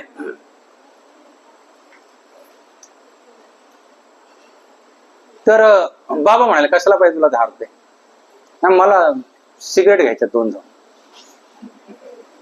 बाबा काय करतील? बाबा काय करेल? तुम्ही 8 वर्षाचे आहात समजा, तुमच्या बाबाकडे जाऊन तुम्ही काय म्हणताय? 10 रुपये द्या आणि मला जाऊन काय पाहिजे? बाबा काय करते सांगा? वाजवतील. कोणी कोणी बाबांचा मार खाल्लाय लहानपणी? हात वर करा. कोणी नाही खाल्ला? तिला असतंय की काय? आईचा खाल्लाय? आईचा खाल्लाय की नाही? असा मोठा करा. मला बाबाने कधी हात लावला नव्हता, मग आईनं मला असा धुतला, विचार करू नका, म्हणजे भयानक धुतला. आणि कदाचित त्यामुळे जो मी आज आहे तो आहे. तुम्ही विचार करू शकणार नाही. इथं त्या खांबात नरसिंह भगवान प्रकट झाले. आई मला खांबाला बांधायची टॉवेल. आमचं पूर्वीचं तळखांब्याचं घर आहे. त्याला असे खांबे होते लाकडाचे, आजही आहेत. आता आम्ही त्याला कसं ते हे बांधलंय कडे का कसं. आई टॉवेलनं असं खांब्याला बांधायची. मला लहान असताना 7, 8, 9, 10 वर्षाचं असताना मागे गाठ करपासून मारायची आणि अशी लांब लिंगडीची काठी आणायची आणि पायापासून डोक्यापर्यंत दे फडाफड. आजूबाजू शेजारचे लोक याला मला वाचवायला यायची, त्यांच्या पण पायावरती रापकून मारायची. मग कोण यायचं पण नाही. म्हणाले तो तसलाच आहे, चाल नको, काहीतरी बिघडलेलं आहे, काहीतरी उन्हाळपणा केला असणं. शेजारचे पाजारे पण यायचे नाहीत वाचवायला. माझी आजी होती, ती यायची. तर सांगायचं काय की बाप काय करेल? आपल्या कानफडीत वाजवेल.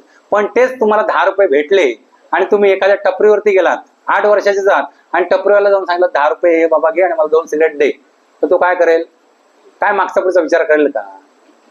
विचारपूस पण करणार नाही. माझे 2 सिगरेट संपू दे, त्याच्यावर नफा काय तुम्हाला मिळू दे, 2 सिगरेट दिले मोकळा होईल. तर ह्या सगळ्या देवी देवता ज्या आहेत ना, ह्या अशा आहेत. देवी देवता ह्या दुकानदारासारख्या आहेत. तुम्ही त्यांची थोडीफार भक्ती केलीत, त्यांना जर काय भोग चढवलेत, त्यांना गारणं घातलं, त्यांना नारळ कोंबडं बकरं दिलं, 5 केळी ठेवली, तर ते तुम्हाला संतुष्ट होऊन काय देतील? तुम्ही मागाल ते देतील. पण तुम्ही जे मागाल ते तुमच्या भल्याचं आहे की नाही वाईटाचं आहे, याचा विचार ते करणार नाही. हा फरक आहे. भगवान श्रीकृष्ण हे आपल्या पित्या समान आहेत आणि इतर सगळ्या देवी देवता जे आहेत या दुकानदारासारखे आहेत. त्यामुळे भगवान श्रीकृष्णांची अनन्य भक्तिभावानं भक्ती आपण करण्याचा दृढ निश्चय आज आपण या जन्माष्टमीच्या निमित्तानं केला पाहिजे. लक्षात? जन्माष्टमी का आहे उत्सव? कारण भगवान श्रीकृष्ण आपल्याला दाखवून देण्यासाठी येतात. का बाळ रूपामध्ये प्रकट झाले असतील सांगा बघूया. अनंत कोटी ब्रह्मांडाचे नायक जे आहेत ते बाळ रूपामध्ये का प्रकट झाले असतील? कारण बाळ रूपामध्ये आपण स्वाभाविक लोक मानवी जीवनामध्ये म्हणा किंवा पशु पक्ष्यांच्या जीवनामध्ये पण बाळ रूपावरती आपण स्वाभाविक काय करतो? प्रेम करतो. बाळ रूपाकडे आपण स्वाभाविकपणे अट्रॅक्ट होतो आणि भगवंतांना तेच करायचं होतं. भगवंत त्यांच्या नावामध्ये सर्वाकर्षक आहेत, पण बाळ रूपामध्ये ते का आले? कारण सगळ्यांना आकर्षण घेण्यासाठी बाळ रूपामध्ये आले. आणि बाळ रूपामध्ये आले तरी ते योगेश्वर कृष्ण आहेत राव. एकदा छोटे होते बाळकृष्ण 3-4 वर्षाचे, दुडदुड धावायचे. तर एकदा त्यांच्या घरी फळवाली आली टोपलीमध्ये भरपूर फळं घेऊन, जसे आता भगवंतांना भाऊ दाखवतायत टोपलीमध्ये फळं भरून. आणि भगवान श्रीकृष्ण फळं खूप आवडायची आणि ते म्हणतात फळं घ्या फळं घ्या फळं घ्या करत येते ही ओरडत. आणि भगवान श्रीकृष्ण ऐकलं, बाळ रूपात आहेत 3 वर्षाचे. आणि त्यांनी पाहिलं होतं की ट्रेडिंग जे काय आपण म्हणतो ट्रेडिंगला काय म्हणतो, व्यवसाय देवाणघेवाण. त्यांनी पाहिलं होतं आपली आई काय करते, घरातलं धान्य नेऊन देते आणि मग त्याच्या बदल्यामध्ये काहीतरी वस्तू विकत घेते.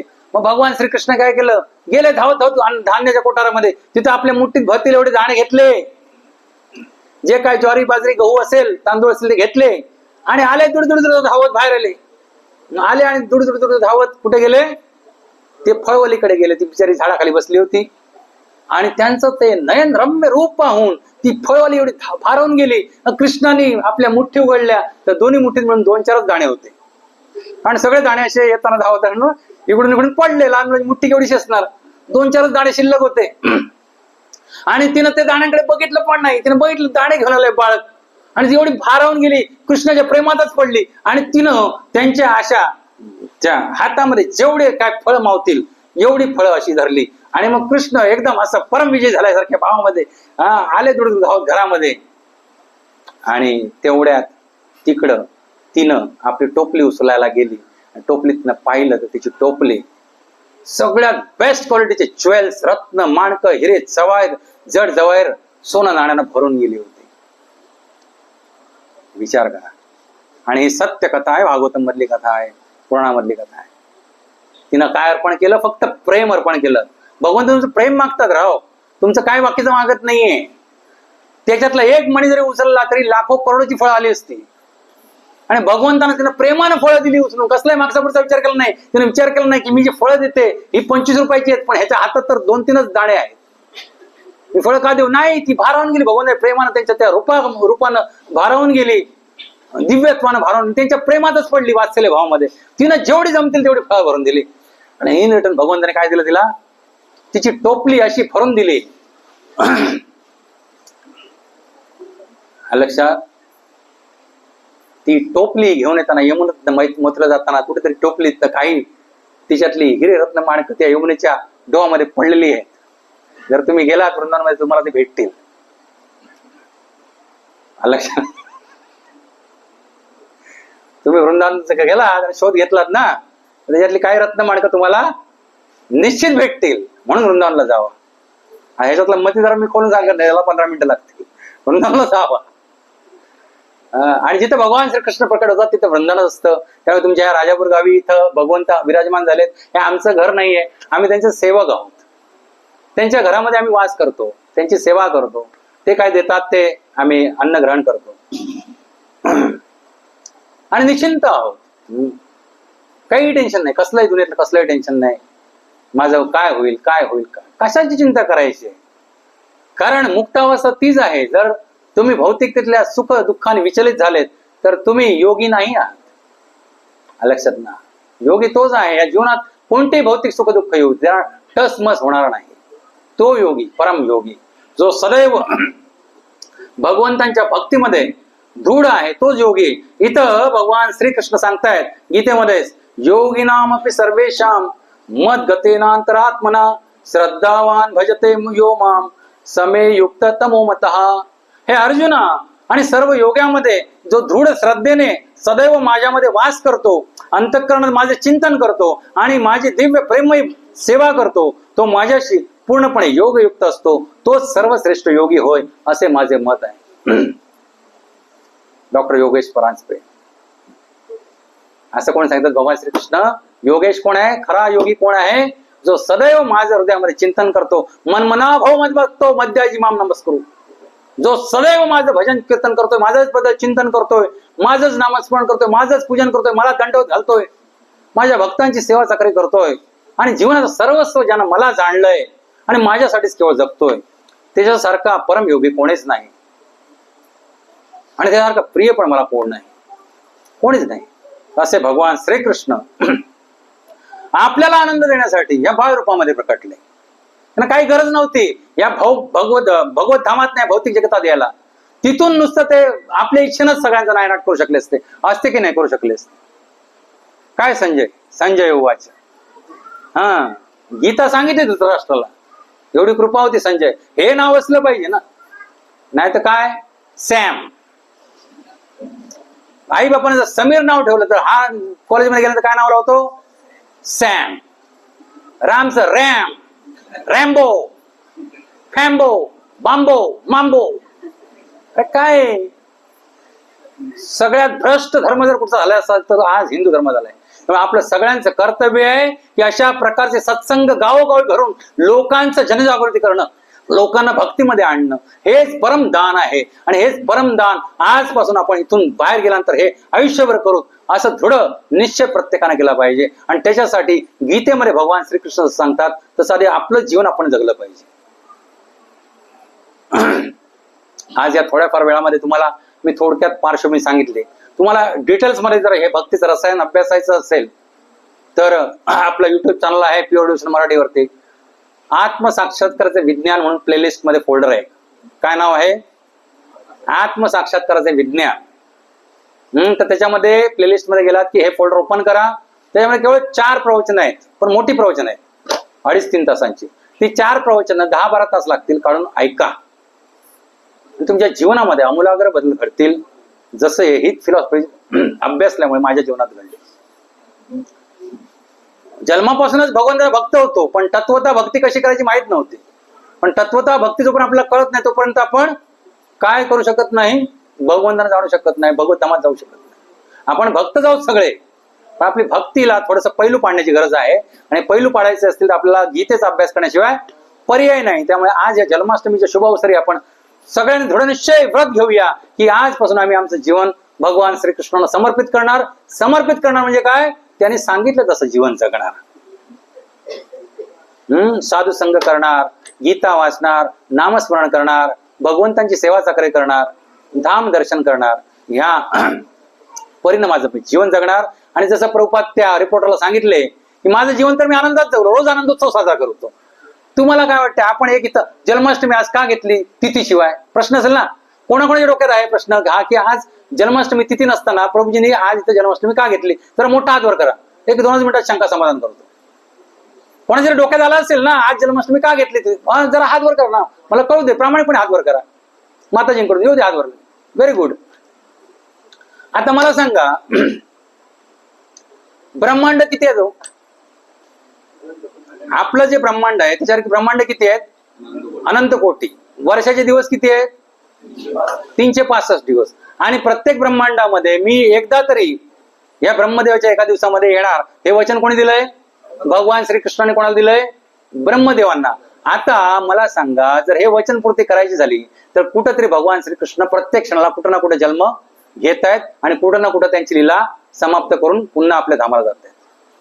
हा लक्षात. त्यामुळे कृष्ण जन्माष्टमी इस्कॉन मध्ये हे सूत्र हृदयात धरून साजरी केली जाते. कारण जन्माष्टमीच्या तिथीच्या दिवशी जर आम्ही इथं जन्माष्टमी ठेवली असती तर तुमच्यापैकी किती जण आले असते? ते हात वर करा.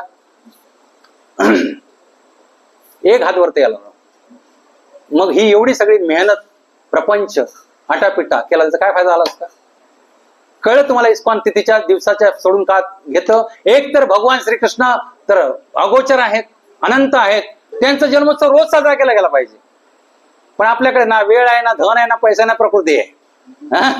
बरोबर की नाही?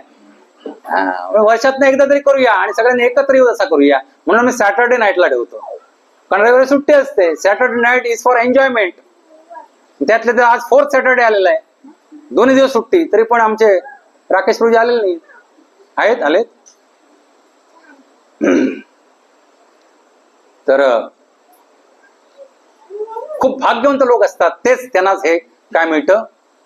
जीवनामध्ये संधी मिळते. जसे की आमचे राजन पेटकर भाई, मागची जवळजवळ 18 वर्ष मी त्यांना सांगतोय, प्रवचनाला या भाई, प्रवचनाला या, सत्संगाला या, सत्संगाला या. ते एकाच सत्संगाला आले होते. त्यांच्या गावी मी जाकादेवीच्या मंदिरात केला होता, त्या एकाच सत्संगाला आले होते. मग त्यानंतर आज सहकुटुंब सहपरिवार घेऊन आले. हात वर करा माताजी, मोठा हात वर करा. पेटकर वहिनी, त्यांचे चिरंजीव आले सुमित पेटकर, आणि जे काही नवीन सगळे भक्त आले त्यांच्याकडे पण आपण 3 वेळा हरी बोल बोलूया. हरी बोल, हरी बोल, हरी बोल. आणि दर सोमवारी इथे ह्याच मंदिरामध्ये असाच साप्ताहिक सत्संग असतो. एवढं मोठं प्रवचन नसतं, काळजी करू नका. 1 तासाचं प्रवचन असतं. 10 वाजेपर्यंत सगळे महाप्रसाद घेऊन आपापल्या घरी जातात. पण हे तुम्ही हृदयाशी कानाशी खुणगाड बांधा की मी दर सोमवारी येईन इथं जे शिकवलं जाईल गीता, भागवत, भगवंत भक्ती ते करेन आणि माझं जीवन आणि माझ्या परिवाराचं जीवन काय करेन, सुजलाम सुफलाम करून आनंदी जीवन जगेन आणि आनंदोत्सवामध्ये काय जाईल, परलोकी जाईल भगवत धामात. हरे कृष्णा कृष्णा कृष्णा हरे हरे, हरे राम राम राम हरे हरे. श्री जन्माष्टमी महामहोत्सव की, श्री श्री राधा श्यामचंद्र भगवान की, हिताय गौर प्रेमानंदे, जगत गुरु श्री प्रभुपाद की जय हो.